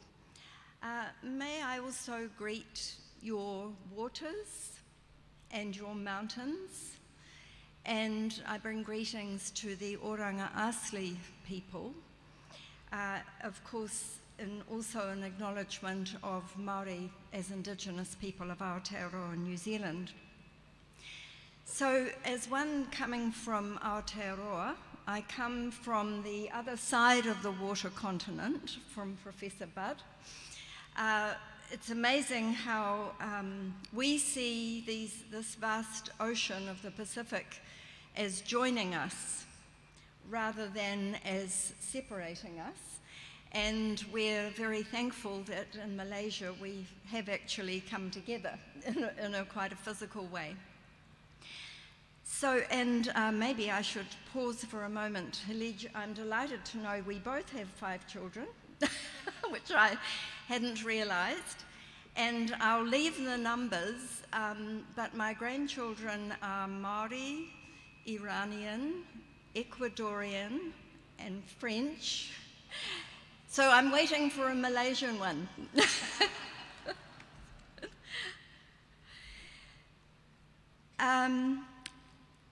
This is, my work is probably really, despite all those introductions in philosophy of education, and in particular working with a slight respelling of the word responsibility, because we want to emphasize not so much the liability of responsibility, which in English that tends to be evoked, but to consider the relational depth of responsibility. And by the way, a lot of this, I'm delighted to have a Nietzschean scholar in the audience because this may be more possible for you to follow it. However, our interest in responsibility comes in the context of liberal values, which are not only, we can't even say they're Western anymore, because they're pervading the global economy. In Malaysia, I would suggest that your plurality and your values and principles in education provide some kind of vanguard against the marketization of education and of the dualistic system that underlies liberal values. However, I know that we share a British colonial influence. So I think it's relevant for us to address this, and I've seen it in Professor Rosnani's paper on education as well, where this is a concern. And so some of the principles that are embedded in, sorry, I better not forget my slides. So this is a summary. Some of the principles that are embedded in this liberal system are, of course, the privileging of the individual and self-interest, and the value of freedom, private property, autonomy are, of course, deeply embedded in this system, and I would venture to say even rights, because it's a system that externalizes what doesn't benefit the transactional system or the economy.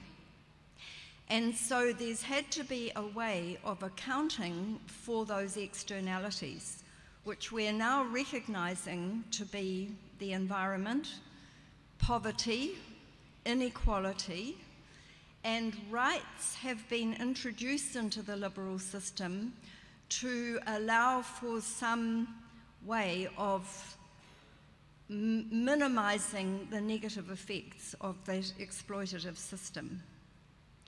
I think one of the speakers yesterday, I was trying to understand the Malay language with the occasional reversion to some English, spoke about cognitive dissonance. And I think this is very much part of what is in this system of externalizing what doesn't belong to the transactional economy.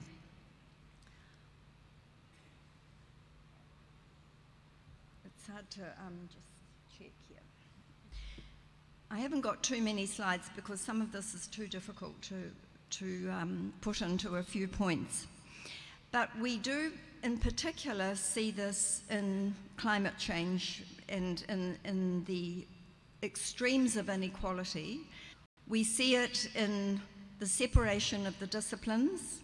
We see it in the inequality of outcomes that I'm sure are in all societies, but certainly in our society, Māori have been far more marginalised from education success.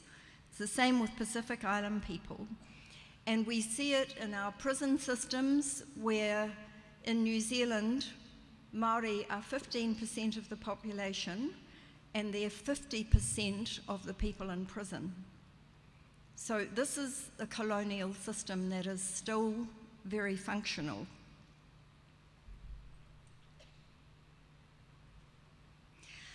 I'm going to use a backdrop to some of this thinking of climate change, because, of course, we're now on a trajectory where our planet is under serious issues of survival. Well, I suppose the planet will survive, but the question is, many humans won't survive, and many plants and animals won't survive either.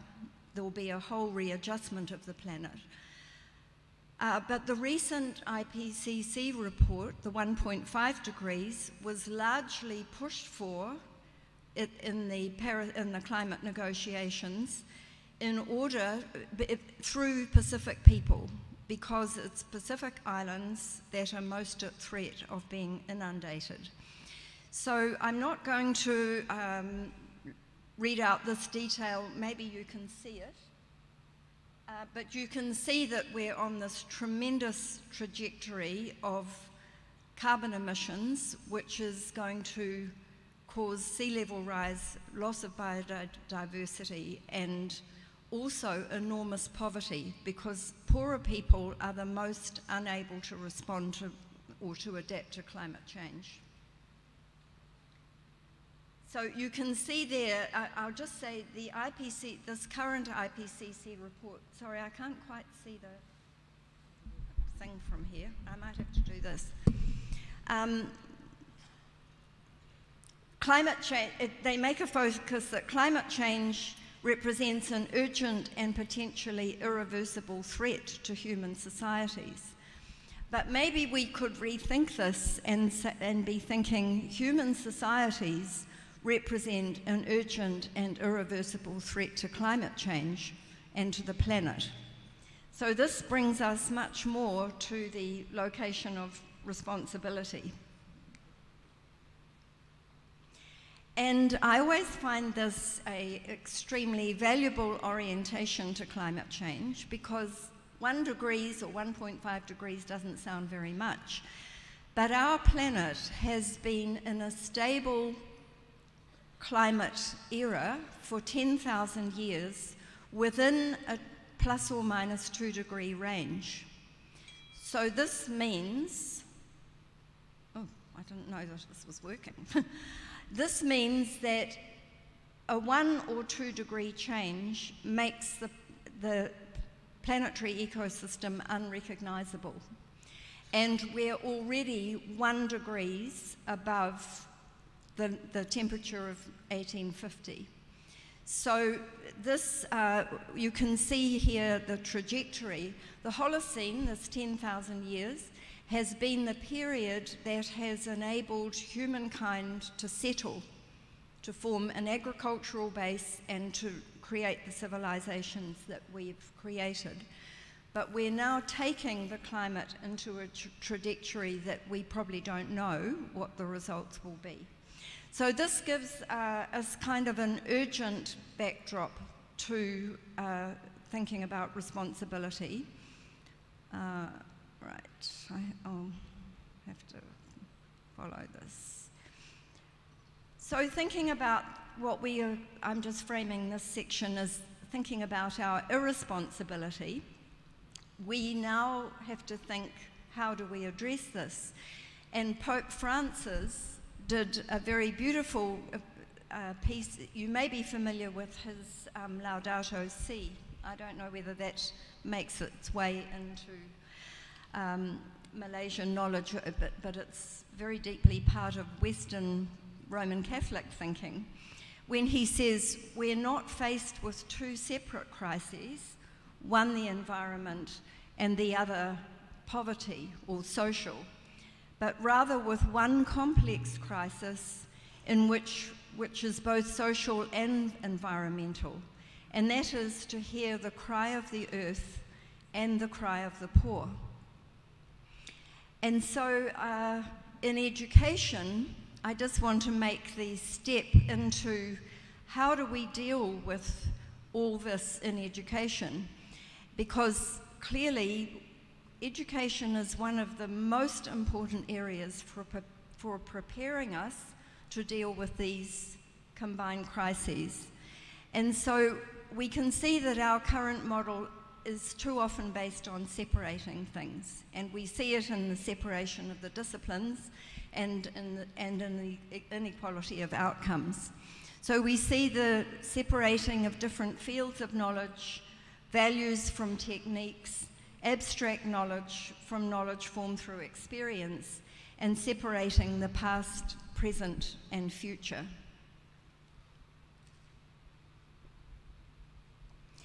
So in our globalized world, and in a world where we're facing climate irresponsibility, we are now facing our common destiny, and we're recognizing that in fact we live in a woven universe. This is a Māori image for the way everything is interrelated and interconnected. And when we think responsibility a little bit more deeply, thinking of it as a relational value, we see that it arises from our concern for others in a very primary way. And there's quite a bit of philosophical thinking that before we become rational and conscious, we are relational. And we can, first of all, think of simply of a mother and child. You cannot see one without the other.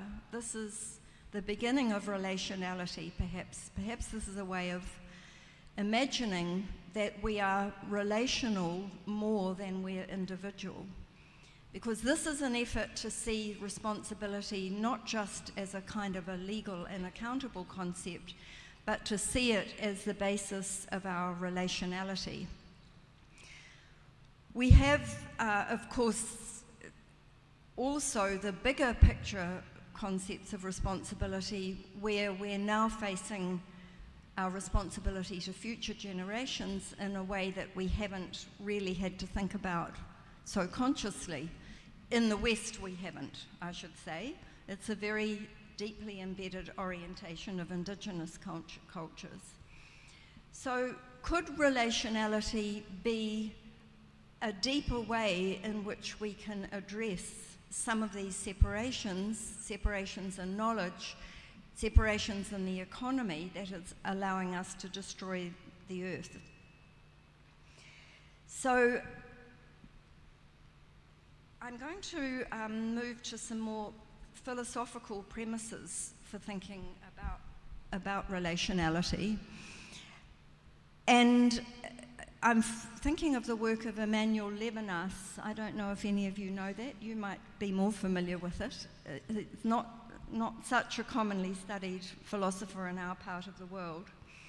But fundamentally, the idea of us being connected primarily to others is expressed in our capacity to respond to the need of another. And we see this in our great religious traditions that call us primarily to respond to our neighbour or the stranger. And it's not just literally the neighbour and the stranger, but it's a relation that comes out of our face-to-face encounters where we see the other in terms of our response, our ability to respond. And so we see this often thought about as a face-to-face relation where our primary orientation is to the other rather than the orientation of our self-interest. This is a very different orientation from one where we privilege freedom and self-interest, because it actually puts a brake on freedom. If I give primacy to responding to your need, my freedom is in many ways limited by exercising that responsibility. And it's being thought, we're thinking it through in terms of this very material, one-to-one, face-to-face relation as the ground from which we may take this into society, into law and education. And in teaching terms, this idea of being face-to-face, me being face-to-face with you, it also invites me into being willing to be taught by you. The assumption is that I cannot know you, but I can be taught by you, so that we're always part of a world that's beyond knowing, like even the other person in many ways is beyond knowing. And it changes our kind of conquering or the dominance or the idea of grasping knowledge into receiving knowledge and then being responsible from what we're given and what we are understanding from that. It's an orientation that is much more about listening. It's about respecting the difference of the other rather than assuming that we can bring people within our understanding or our consciousness. And it's in our fulfilling our responsibility, or my responsibility to you, that becomes the ground of justice.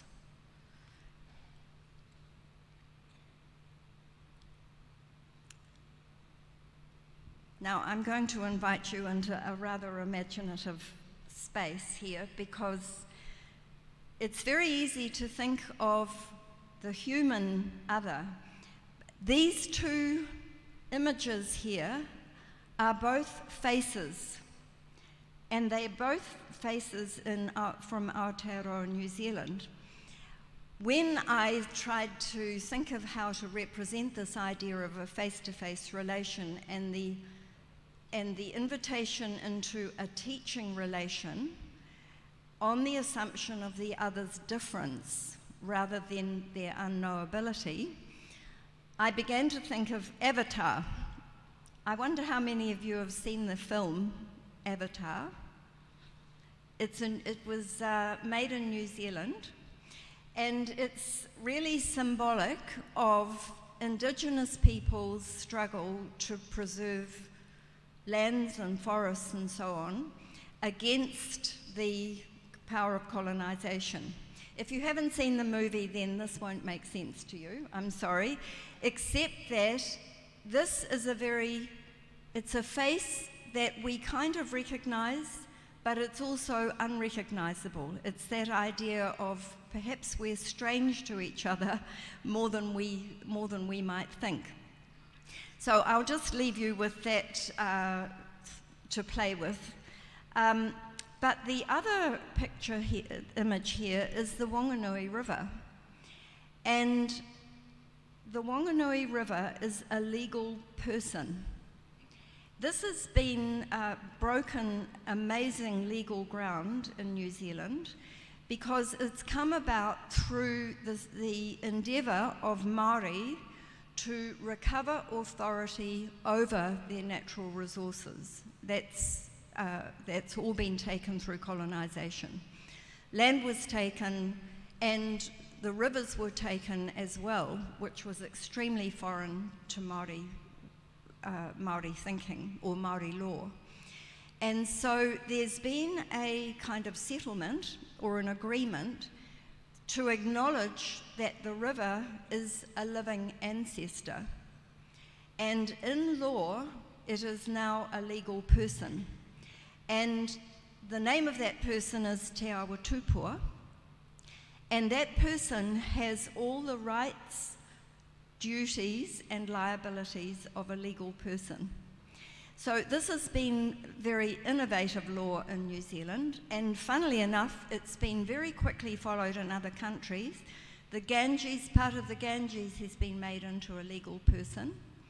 And in Ecuador and Colombia, some of the forests and rivers have been made into legal persons. We don't know whether it's going to have an effect of being beneficial to the river, but there are guardians to speak for the river, one Māori and one representative of the Crown. So I thought this is a way of showing how much things can change and how we are beginning to see environmental formations as what we're deeply interconnected with. They're not other, we are part of them and they are part of us. Is that the next slide? So I think it's always important to say that responsibility is very much aligned with Indigenous ways of thinking. In fact, whenever you hear traditional Indigenous people, it's always framed in terms of obligation. And this will be an image that's known to many of you who've come to Aotearoa, New Zealand. This is a pōwhiri where there are protocols of welcome of the guests to facilitate this face-to-face relation in a very material setting. And if we were having this conference in a building like that, in a marae, we would be sitting around in a great big circle, maybe lying on mattresses and talking to each other in a very different kind of style. And this is becoming more and more common in New Zealand. I don't think we need to...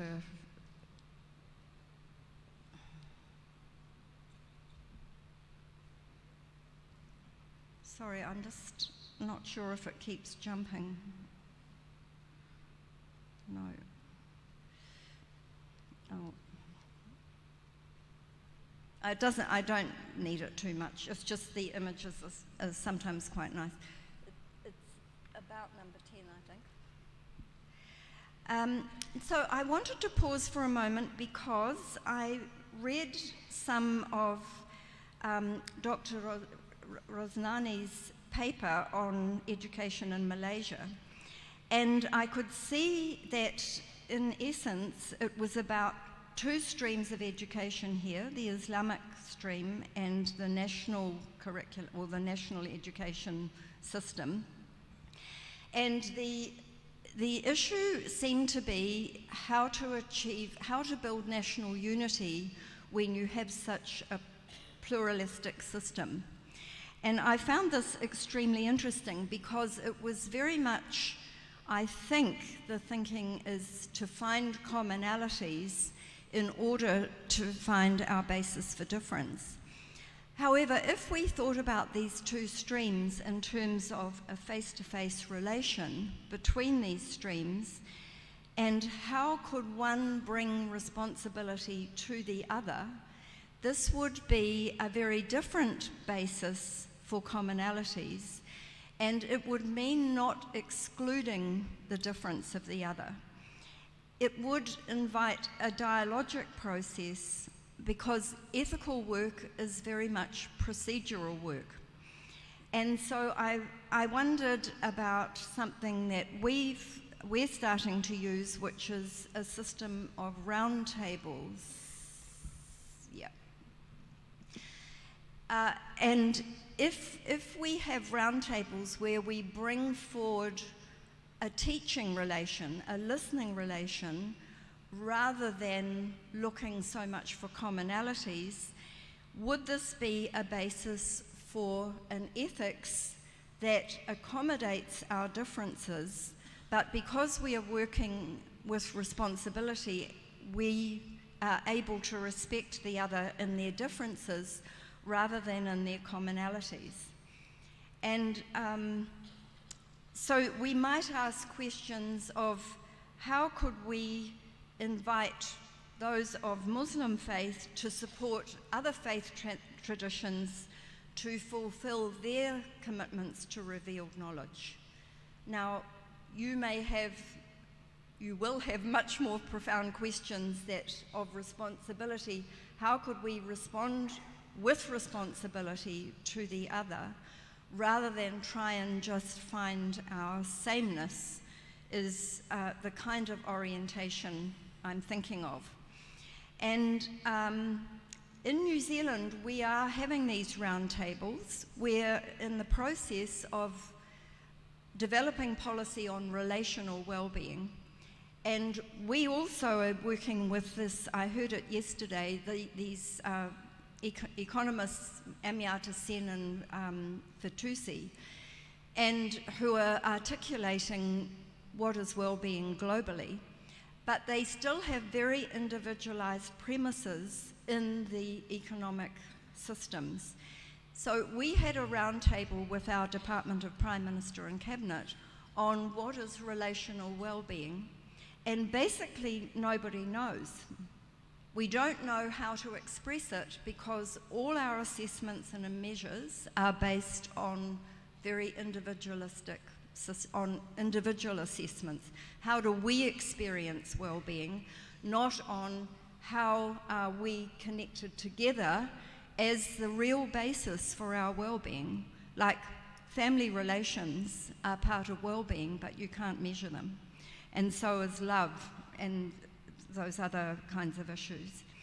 So we are also trying to find what this might mean.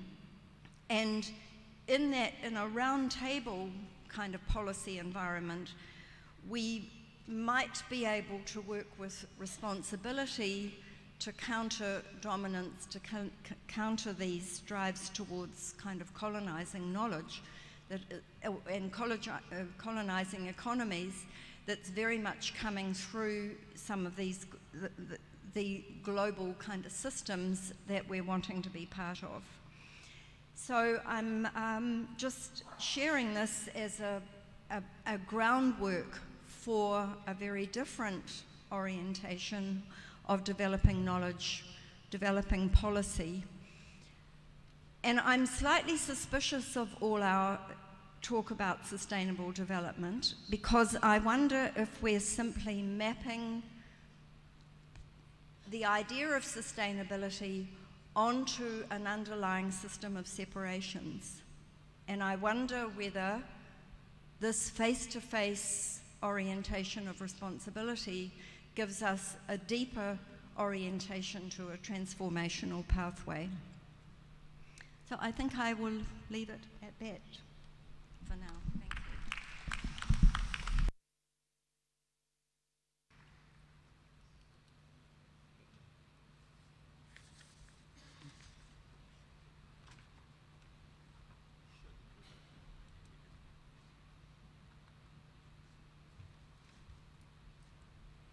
Thank you very much, Dr. Martin. I'd like to introduce our next speaker, and he has told me very, very short introduction. Okay, you know who he is. Actually, he doesn't need any introduction. He is the rector of our university, after all. But I do have to say a few things. He's a very well-respected and prolific writer, very prolific. He's also the first vice president of the International Association of Universities, which is a UNESCO-affiliated organization that gives expression to the obligation of universities and other higher institutions as social institutions to promote, through teaching, research and services, the principles of freedom and justice, of human dignity and solidarity. He has won a lot of medals. I wanted to say them all, but I won't, since he has requested for a short introduction. But this is important. His concerns are he's concerned about issues affecting the majority of the world population with respect to access, equity, social justice, and humanity in higher education. Also in creating people with values, on equal opportunity and accessibility to education, the need to challenge the status quo in shaping the future of education, which, from his perspective, includes the importance of decolonizing knowledge as part of a new discourse in shaping a sustainable future for all. Professor Tan Sri Dato Dzulkifli Abdul Razak was recently honored as one of the recipients for the 11th Anugerah Tokoh Akademik Negara. He has also received a number of national awards, including honorifics and international accolades for his work and services rendered to the community.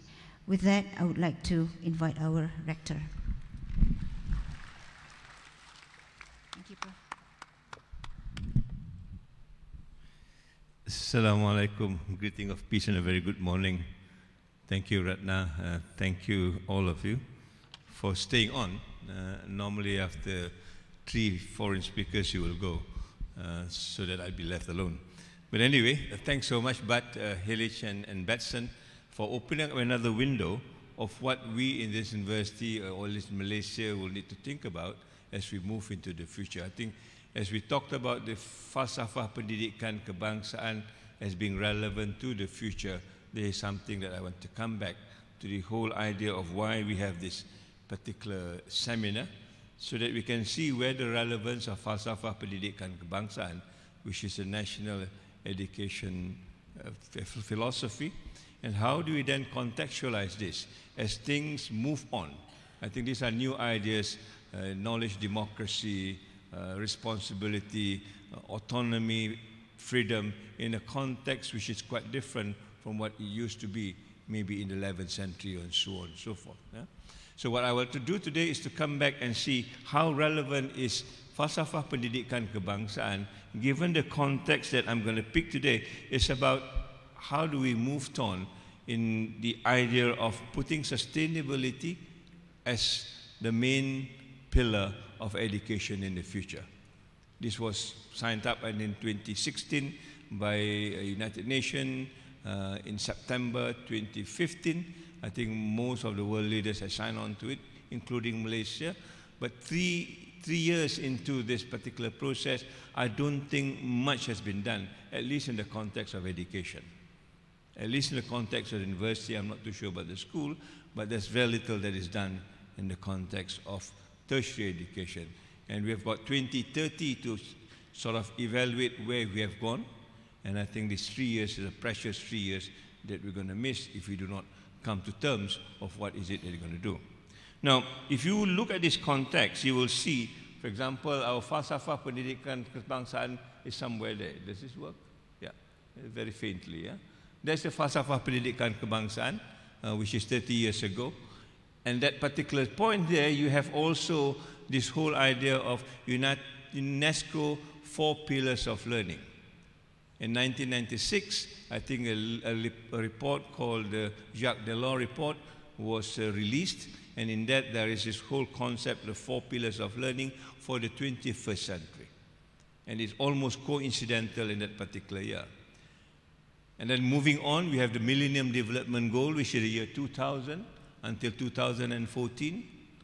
And 2014 from on, we will have now the Sustainable Development Goal. Now, where does falsafah pendidikan kebangsaan feature into this? Is it relevant, or is it something that we need to throw out and get a new one because the world has moved on and we are not even in sync with what is happening? So my little presentation basically to see how we can contextualize in all these changes that we have got. Now they've got Malaysia Baru, the new Malaysia, and therefore much of the things that Bat is talking about is something that we need to put into practice, how we can actually give new ideas, new thoughts, challenge the old one, even challenge the status quo if you want to get something to move on. We cannot be living in the past, although the past is good for us in a way, but there are certain things that we need to make amends of, because I think there are lessons that also we need to learn from the past. Now, if you go back to the falsafah pendidikan kebangsaan, before that, I think in that shift that I talked to you about, I begin to detect a number of things. Before we go into the Industrial Revolution, and I want to bring this back because we are all in the midst of talking about the 4th Industrial Revolution. And I'm not too sure many of us will understand what this Industrial Revolution is all about. But if you go back to the beginning of the first Industrial Revolution, which is in the 1700s, before that, you will see education is contextualized in a different way.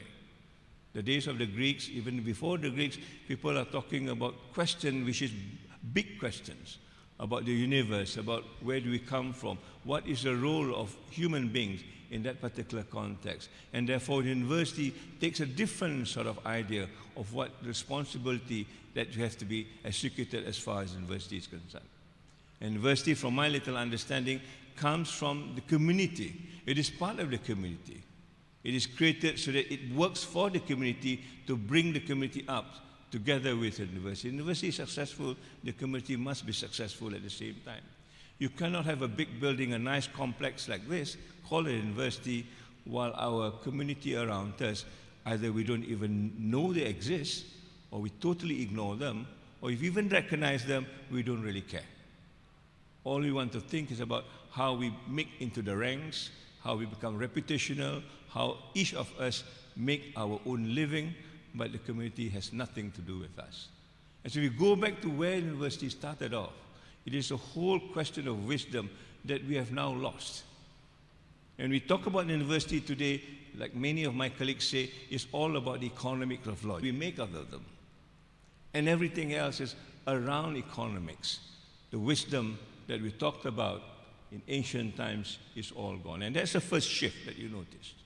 And this shift is becoming more apparent from the kind of terminology that we used. At one point, you talk about human being, human person. Now we talk about human capital. Everybody talks about human capital. Yeah? Even minister's speech, prime minister's speech sometimes talk about human capital. And human capital and human person are very two different concepts and ideas and ideology. The human capital, as far as I understand, comes from the human capital theory. And again, it's about the logics of economics, not the human person per se. And then we begin to look at what is well-being. Our well-being now is all defined by how much money in the pocket, in the bank, or wherever. Yeah? I've got a friend who works in a very rich, small, oil rich country, and he wasn't too happy because the countries are normally too small, you know, for them to move about. But here's what he said to me: Zul, if I'm unhappy, all I need to do is open my bank book. Yeah? And I'm happy again. You know, so you begin to define what well-being is all about, again in the context of economic, finances, and so on and so forth. And therefore, the university are all crafted within this particular concept of what the new terms and the new terminology is all about. At one point, then, we lose this whole culture of humility. We just celebrate our Humility Day last week, yeah? And we get into the question of arrogance. We think we know all the solutions to all the problems around us. And we begin to ignore people outside us, including this indigenous community, including the indigenous wisdom, and all the rest of it that is now ignored, being not, quote-unquote, part and parcel of the so-called modern knowledge.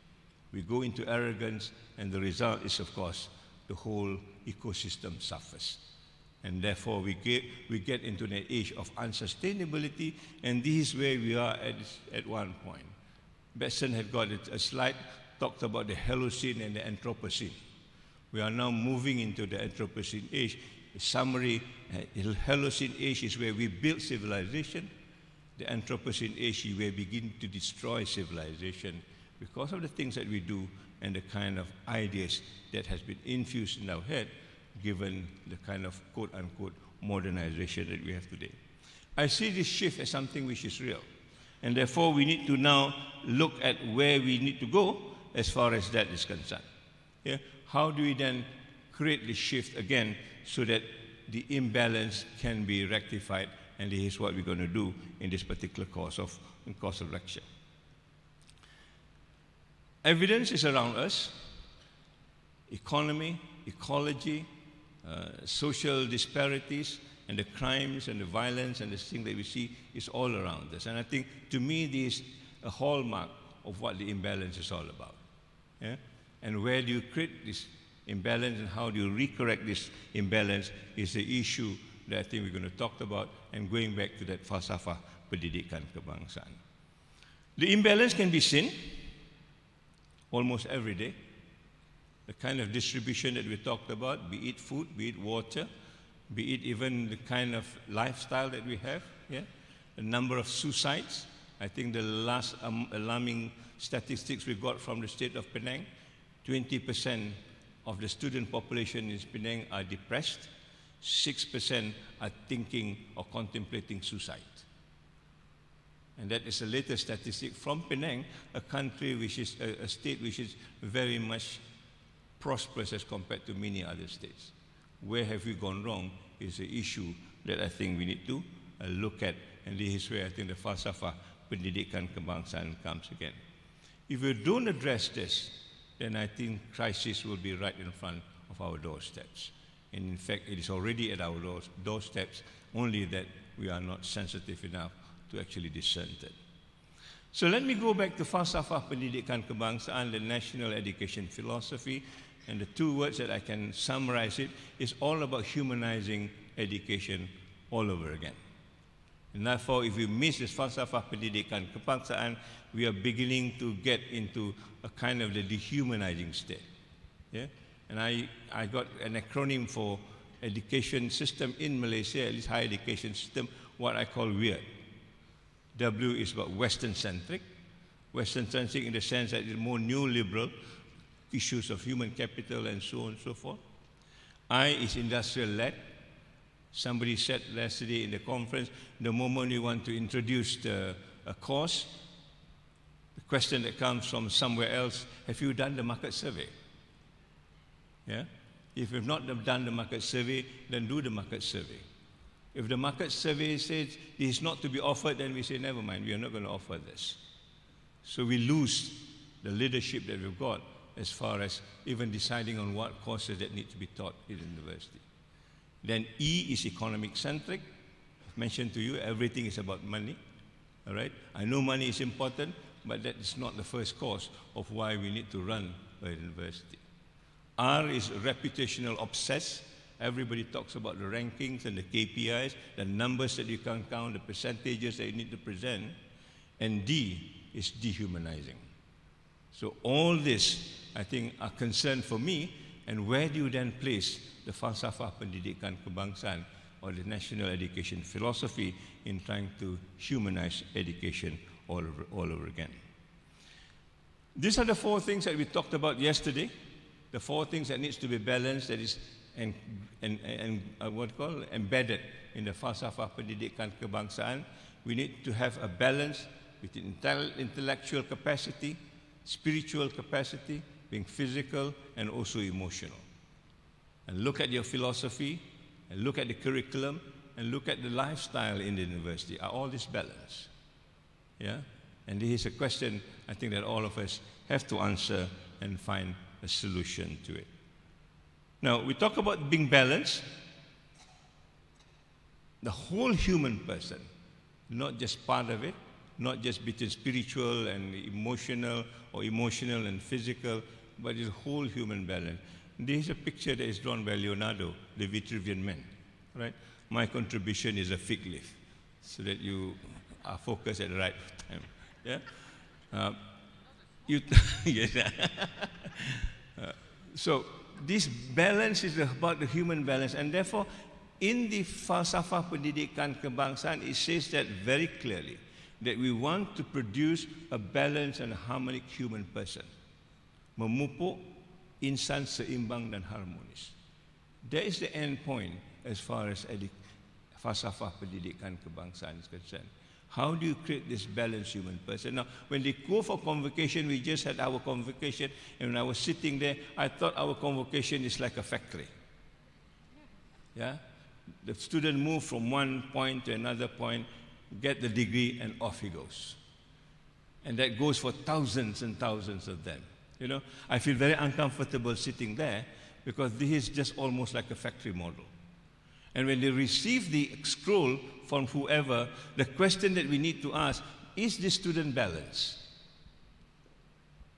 And I would think that most of the time, we will not be able to answer that question. Yeah? But the question we are asked today, basically, is the student employable? Nothing wrong with that. But if you have not balanced, then you get employed, then you're going to create a chaos in your workplace. And we see this.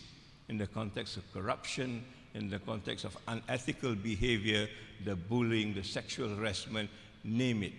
In every school, in every university, we begin to wonder whether education is education from the context of the falsafah pendidikan kepelajaran.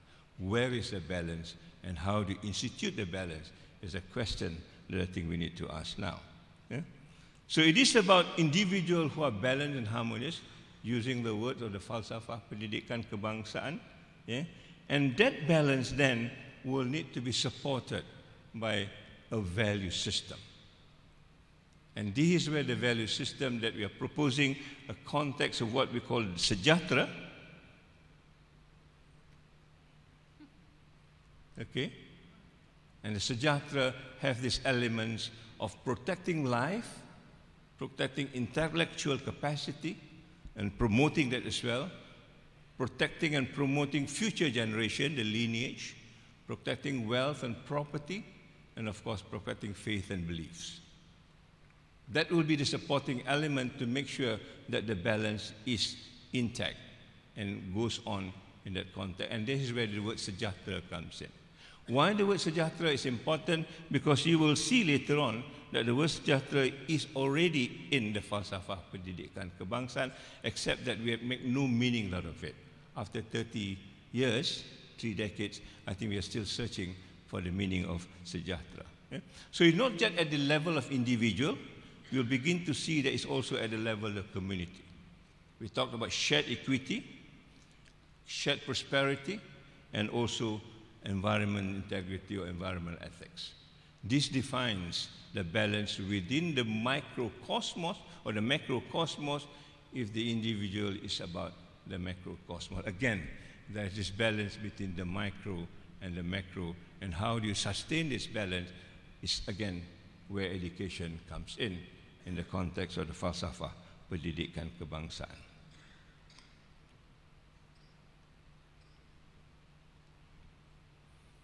Briefly, this is a falsafah. Normally we use the Bahasa Malaysia because the nuances are there, but for the audience today, we just talk about the English. Yeah?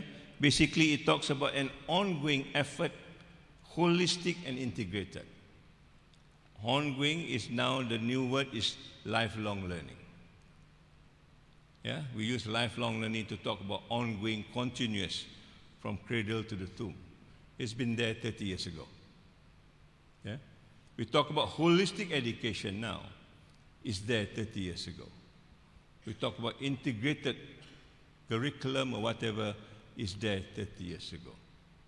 In other words, I would venture to say that the vision of the falsafah is already there even before the 21st century arrives. But we are still looking. Yeah? Sekolah-sekolah sering ada classroom 21, abad ke-21. But I don't know where the abad ke-21 is when you look at this derjah-derjah ataupun kelas-kelas yang ada. Because the values are not there. They're very much, you know, a kind of mechanistic way of defining what 21st century is all about. Yeah? To produce intellectually, spiritually, emotionally, physically balanced and harmonious, who have a firm belief in the devotion of God. All right? So in other words, spirituality is very much part and parcel of this falsafah. Such an effort is designed to produce Malaysian citizens, and the rest are this, being knowledgeable, competent, and so on and so forth. But I want to bring the note, achieving the high level of kesejahteraan diri. Yeah? That word kesejahteraan diri cannot be translated into any other language. Normally they say sejahtera is about well-being, but it is just one level of definition of what sejahtera is about. And we are saying there are many other levels or multi-layered sort of meaning of sejahtera that we need to find out and operationalize it. Why it is important? It is important because only with kesejahteraan diri, then you can contribute to the harmony and betterment of the family, society, and nation. Without sejahtera, you cannot contribute. And indeed, people who have not experienced peace will not be able to contribute to the peace of other people. Maybe something like Betsan was saying in terms of responsibility. How do you communicate when you yourself do not experience the thing that you are going to give to other people? And this is, I think, the whole question that we need to start asking as far as falsafah pendidikan kebangsaan is all about. Now, as I mentioned just now, as this falsafah pendidikan kebangsaan 1996 been amended, we have got another document from UNESCO called the 4 Pillars of Learning. And the 4 Pillars of Learning talks about different things, but it means almost the same to me. Learning to know about the cognitive way of acquiring knowledge. Yeah? Learning to do about the skills in trying to participate in activities around you. Right? These are the 2 things that we do very well in school. Learning to know, learning to do, and we measure them from the number of A's they've got, the kind of degrees they've got. Yeah? And the KPIs relates to this very, very closely. But there are other 2 pillars that we have not even touched, or if we touch it, we do not do it well. That is what learning to be is all about. Yeah? Learning to be here talks about self-analytical and social skill to enable individuals to develop the fullest potential, psycho-socially, effectively, as well as physically, for an all-round complete person. I want to underline this word, complete person. A whole person, as it were, not the kind of human capital that we've talked about. Yeah? And in the context of the falsafah pendidikan kebangsaan, the complete people is the 4 plus the values of sejahtera that we talked about. Yeah? Living to live together, to expose individuals to the values of implicit within human rights, democratic principle, intercultural understanding, respect and peace of all levels of society, human relationship, and to enable individuals and society to live in peace and harmony. These are the 2 things that I think we have not done terribly well. In fact, if at all, we have not even touched it. Any of our students can self-analyze themselves. What is the skill of coping in that particular context? I think there is not, because there's no KPIs to it. Yeah? There's no exams to it, and therefore it is left on its own. Learning to live together. 17 or 7 streams of schools in Malaysia will not encourage people to live together, particularly when the schools are organized in different, race basis or religious basis or whatever else. You will never get this intercultural learning that you talk about, yeah? The human relationship that you talked about, the democratic principles you talk about. It will never be realized in that particular sort of notion. So these are the 2 things that becomes of concern to me, particularly an international Islamic university. Do we have this on? We may have got learning to do, learning to be, learning to know, but do we have learning to be and learning to live together as per these 4 pillars of learning? And I can easily, I think, put the same values as far as the falsafah pendidikan kebangsaan. When you talk about learning to know, maybe it's about intellectual capacity. Learning to do, perhaps more on the physical side. Learning spirituality is about learning to be. Yeah? And emotional is about learning to live together. How do you make this relationship work to the best to create peace and harmony, as it were? And there is already this, correspondent sort of values. And again, falsafah pendidikan kebangsaan was produced 10 years before the 4 pillars of learning. And that shows how relevant the falsafah pendidikan kebangsaan is until today, except that we have not made the connection the way we should have made it maybe 30 years ago. We look at the 4 pillars of learning. Another way of looking at it is about 1, the seat of intellect is up here. Learning to do is about skills and hand, and this is what we are taught, yeah? Cognitive, psychomotor, or what have you. And sometimes it is related to your IQ. Okay? And if you read a little bit more, perhaps there's an EQ into this. Okay? But there's also these other dimensions, which is learning to be, as we mentioned, it is about the heart. A new seed of intellects that Muslims do believe that there is revealed knowledge, not just reasoned knowledge. And this then will lead you to that learning to live together, but in the context of sustainable development, not just to live together, but sustainability. In other words, your relationship not only with human beings, but other inhabitants, the plants, the animals, the creatures around you, yeah? And also the environment as far as sustainable development is concerned. And then we talked about this is where the values comes in. What are the values that we need that will then create a kind of an attitude that you can live sustainably with your environment at the same time. And you come back to this word in the falsafa, being holistic, being integrated. How is it that we can live in a holistic manner and integrated in the environment that we want? And then the word, the complete person then comes into picture.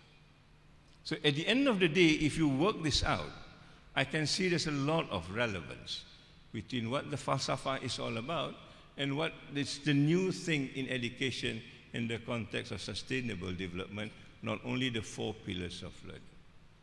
And this is where I think the construct that needs to be made. If you're to bring back the falsafa Pendidikan Kebangsaan into the next millennium and make it part and parcel of the framework of new Malaysia and the new education system that we are trying to create or recreate, as it were. How do you then begin to understand this in the context of the other relationships that we talked about? You often talk about university in a triple helix. Yeah? That university must work with the government and must work with industry so that we can create a kind of innovation, again, for the economic means that we talked about. Oh, they said it will not work now, and we need to talk about a quadruple helix. What is new there? Basically, we need to add civil society. But the ambition is still the same. The objective is still the same, to be effective in so-called changes in the context of innovation and so on and so forth. Yeah? Given Sejahtera, we are suggesting not triple, not quadruple, but we talk about quintuple helix. What's the difference between this and the other two? Only that we say that the quintuple helix is not based on structures, be it government, be it industry, be it civil society, but it is based on values and virtues. Because what we're seeing today, if the government is corrupt, then the whole system gets corrupt. If the industry is corrupt, then the university gets corrupted at the same time. Yeah? So it's not the structures, but it is a value, which is back to the falsafa Pendidikan Kebangsaan, back to the 4 pillars of learning.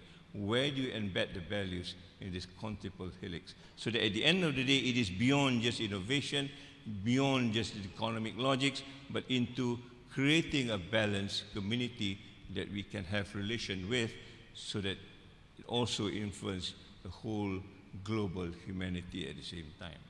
And this is the model that we are trying to work at the same time and trying to, put it into practice in this university, if we could, within the next 2 years or so. So we tried to map this.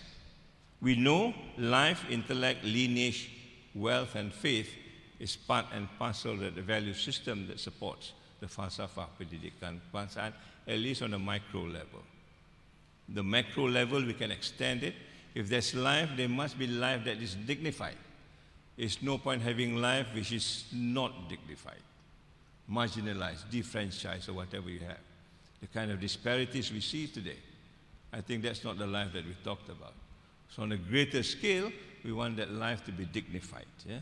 Intellectual will explore knowledge in the kind of the democratic way that Bud was describing. Yeah? And how do you make this available to other people so that it becomes part of life that could be dignified through knowledge, as it were. Yeah? Lineage, you're talking about the future generation. So this knowledge then will have its own contribution to the future. We are talking about sustainability. It's about not compromising the ability of the future to meet their own needs. How do you make that happen in the context of knowledge and keeping the dignity alive, as it were?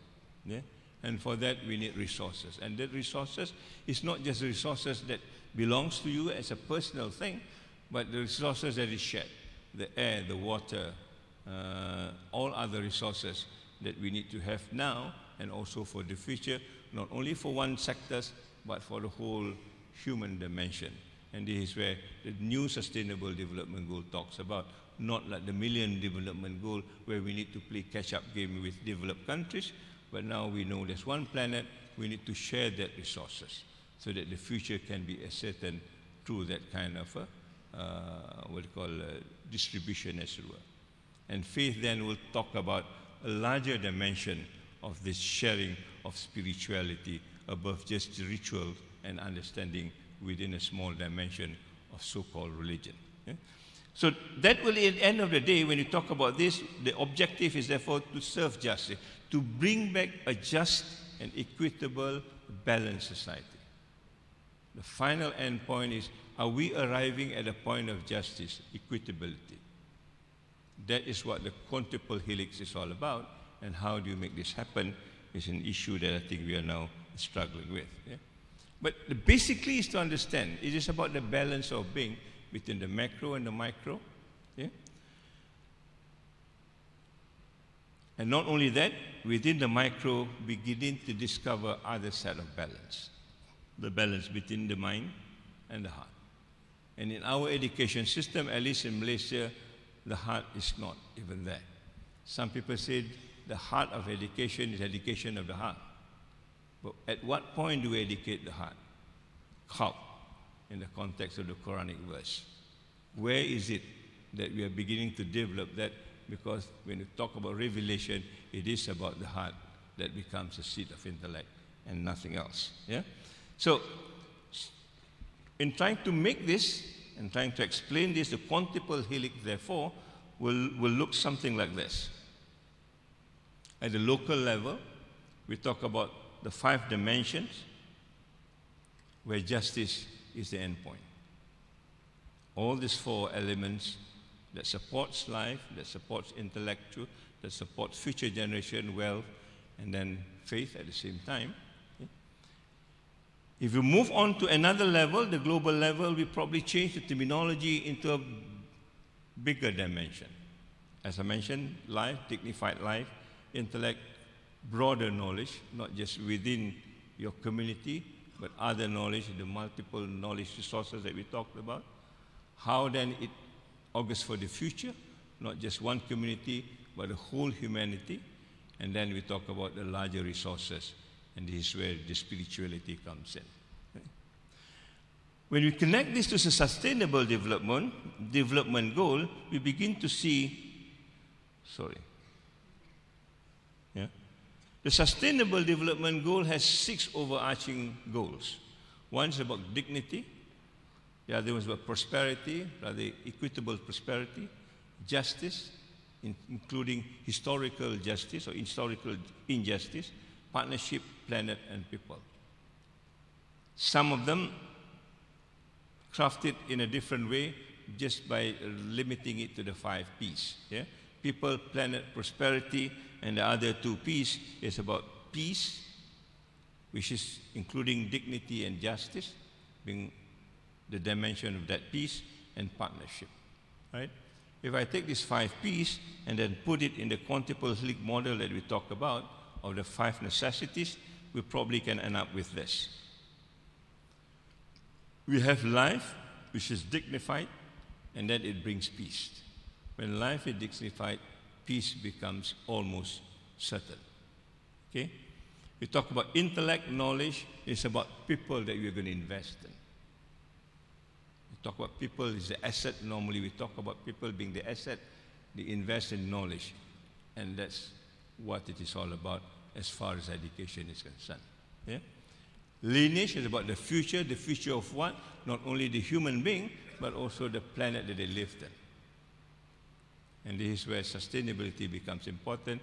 The one and only planet that all of us make its home, we need to preserve that for the future. And talk about resources, then resources is the shared resources so that it becomes, again, something that everybody can enjoy rather than a few and the rest are being left out because of that. Yeah? And for that, I think partnership becomes an issue. So we've got the 5 P's line up when we talk about this, movement from local to global and even to that sustainable development sort of model. The 5 P's that we talk about is basically a summarize in all these 17 goals. Yeah? When we talk to people around us, to talk about the 17 goals is mind-boggling. At least in our case also it's mind-boggling. 17 goals, 169 targets to be arrived at in the year 2030. People will say this is not possible. But the moment you reduce it to 5, you probably can find where the links is. All the 17 goals will relate to any of the 5, if not all of the 5. And we need to make that connection so that it becomes doable, so that it becomes viable in the context of making it happen within our own environment, and that's it. So I would like to end by saying that if you want to humanize education to the falsafah pendidikan kebangsaan, the first thing to realize is a bigger picture. And that's why I like the presentation today. It gives us a bigger picture. It's just not about this university, but this university in the context of the whole world. Where are we? Yeah? And then we move on slowly to reconstruct our own society. And from then on, we will move on to construct our own institution or our own family or whatever it is. And we go back to the individual, which is the macro sort of world that we talked about. And how do you connect this? We go back to that idea of the balance between the mindset and the heart set. Yeah? These two balance must be preserved, and that balance will answer to this whole Sejahtera model that we are trying to arrive at. So, if this is the proposed sort of model that we're going to work on, the quintuple helix, we are hopefully able to reverse this again. We begin to look at how do you reverse this from the unsustainable back to the wisdom that we have lost. I think we can do that in the context of moving back into the ecosystem, yeah? Getting back this culture of humility. I think in our context, in our culture, somebody talks about culture. A culture is about being humble. Our proverb like, ikut resmi padi lagi berisi lagi tunduk. Ya? Ular menyusul akar tidak akan hilang bisanya. That is a culture of humility, particularly for the educated. But we have lost that. Because our world tells us we need to have a good this and that, and the KPIs and the CVs. That's why I'm a little bit not very happy when you read about CVs. You're telling how good you are when you're actually not so good. That is CVs is all about. Yeah? If you are good, you are good. That's it. You don't have to read the CV. But this is the culture that we are embedded with. You must pad your CV sometimes because this is part of the arrogance that we are taught in the academic world. Yeah? How do you move back to being financially well-being, but you may not have the money, but you are good in terms of the human person? The money is not all that there is, and therefore working in university is not working as a salaried person. There's a lot of other things that we need to do in a kind of volunteering our time, giving our effort to other people who are not able to pay sometimes. And that is the role of the university, to bring education to where it should belong, including the communities around us that is waiting for us to go and help them while we learn from them at the same time. Right? And how do you move back to this whole logic economic, coming back to bringing wisdom to the universities? And wisdom, as you can see, is just beyond whatever we can count. And therefore, as far as the university is concerned, inshallah, next year we're going to dump the KPI.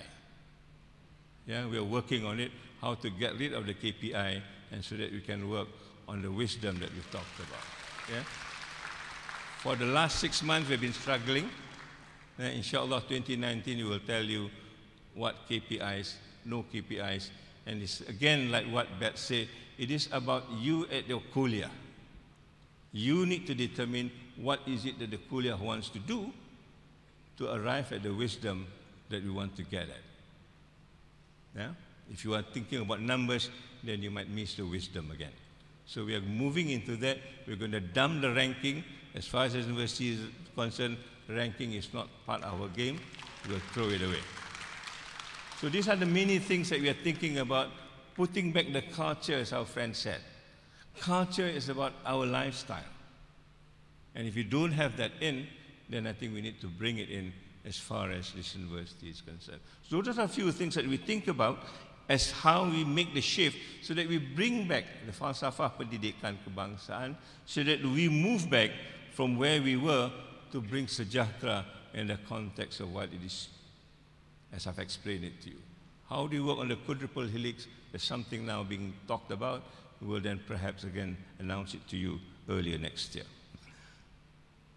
Those are just the two things that I can mention to you about the 4 pillars of learning, the sustainable development goal, how we actually can make amends and make sure that falsafah pendidikan kebangsaan becomes alive again. But there are many other things. Yeah? As soon as we learn this today, we learned about STEM. Dato Osman talked about STEM. Yeah? Is it STEM or is it STEAM? STEAM to me is, STEAM to me is science, technology, ethics, arts and management, including the culture, aesthetic at the same time. The moment you know that, then you begin to see, are we moving into 4th industrial revolution, or are we moving to the 5th social revolution, as the Japanese just said? It depends on how you decide. Yeah? Now we learn a few more things. Responsibility. How do you fit this in? Yeah? But it's going to talk about the knowledge for change. Is knowledge for change, or is knowledge for just for the sake of knowledge? And if that's going to happen, then how do we then throw all those things or unlearn all those things that we don't need? And that is, I think, the purpose of why we are here today, in trying to bring back the falsafah in the context of making the challenges that we want to make. My question to you is, are we ready to make this challenge? My question to you, are we ready to be the game changer in the context of bringing whatever that is necessary to make the game change? Okay? If we are not, then I think we need to go back and relearn what the falsafah is all about, so that we can make it easier and viable for the future. Sorry, a little bit long-winded, but thank you very much. Assalamualaikum warahmatullahi wabarakatuh. Thank you, Tan Sri. As always, very insightful and also very passionately said. Thank you very much for actually ending the session with the need for us to take into consideration the falsafah pendidikan negara and to create that humanizing education. Thank you so much. Our speakers have all our speakers, Professor Bud, Dr. Hilligje, Dr. Martin, and Professor Tan Sri Zul, for their presentation and for their ideas and the impetus towards having us make the change in our society. I would like to take my discretion as the chairperson to not have a question and answer session. This is to take into consideration the fact that we need to have time for Friday prayers and lunch, or lunch and Friday prayers, and that we are going to move on to our final session for this morning of the declaration. We will start with Tan Sri Zul.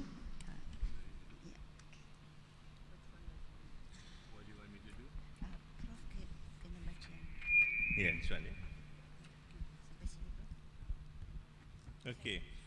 We're going to read to you a declaration that we thought is necessary in conjunction not only with the IEU conference that was the last 3 days, yeah, but it's also connected with this one because the flow of discussion is almost the same.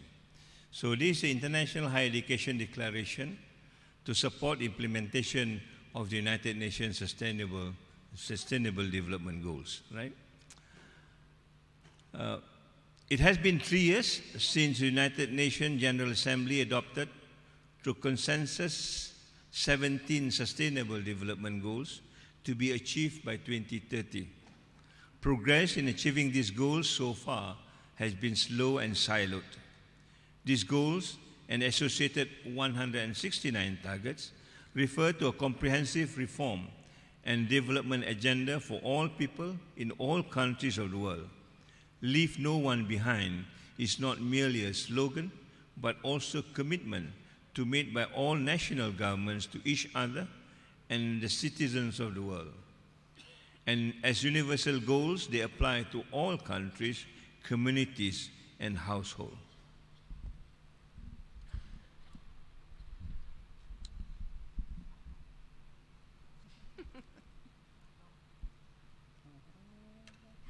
It's okay, it's okay. While history has positioned higher education institutions as key drivers of change, conversations about sustainable development goals in higher education institutions have not been as robust and sustained as we would like so far. We believe it is now urgent that higher education institutions lead on the implementation of the SDGs through research, teaching, and learning, industry and civil and community engagement, therefore taking on a stewardship role towards achievement worldwide. We call upon higher education leaders worldwide, students, policymakers, research funding agencies, academics, industry, and civil society partners to commit to collaboration, cooperation, and action on the following 10-point plan.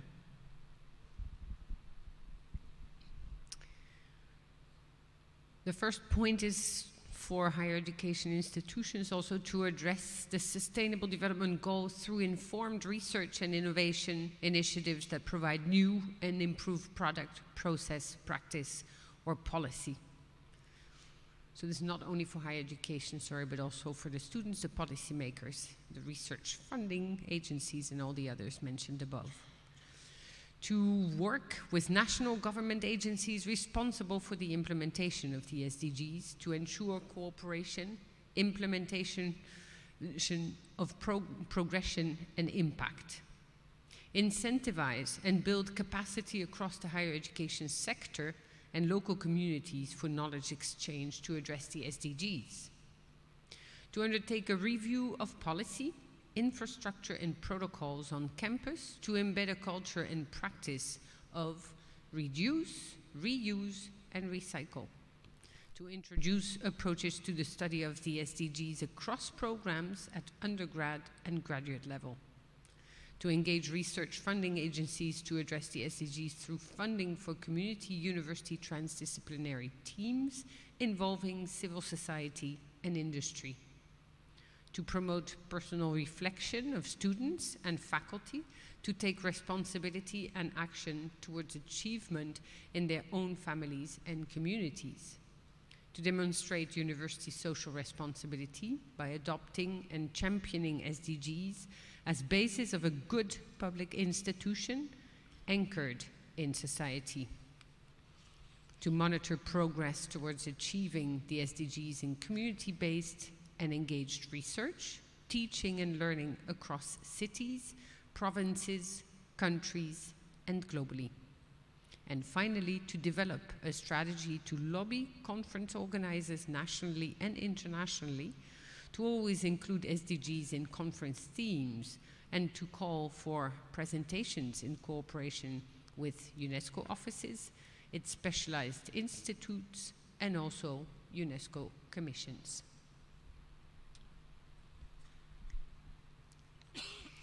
We believe that the combined intellectual, financial, and physical resources of higher education institutes with academics, policymakers, funders, administrators, and students, when linked to community partners, can have a significant impact on the implementation of the SDGs globally.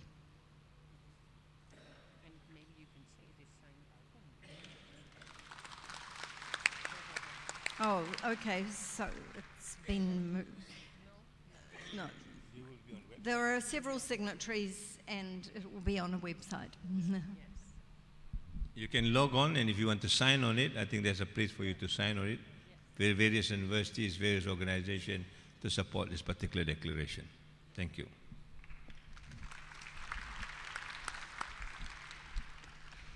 Thank you once again to our speakers. I would also like to thank our audience for their attention and their patience. I would like to hand over the handling of this conference to the Secretariat. Thank you. Thank you. Ladies and gentlemen, I would like to invite the Dean of Kuliah of Education, Professor Dr. Ismail bin Sheikh Ahmad, to present tokens of appreciation to all the speakers.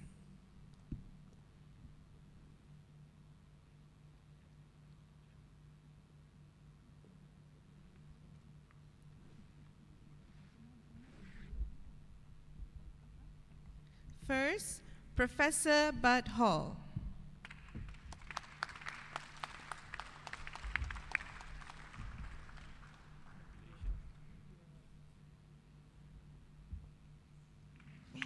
Professor Hilligje.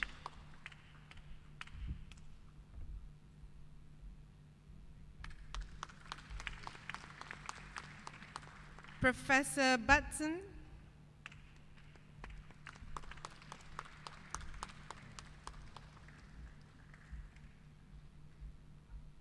Yang berbahagia Profesor Emeritus Tan Sri Dato Dzulkifli Abdul Razak.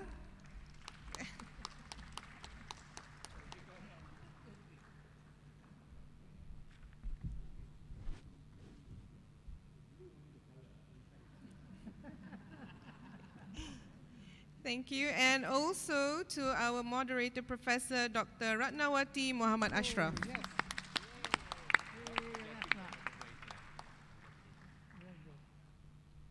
Thank you, Professor Ismail. Oh, okay. All right, and Professor Hilligje would also like to present a token of appreciation to Tan Sri Rector. And to all. Thank you very much, Professor.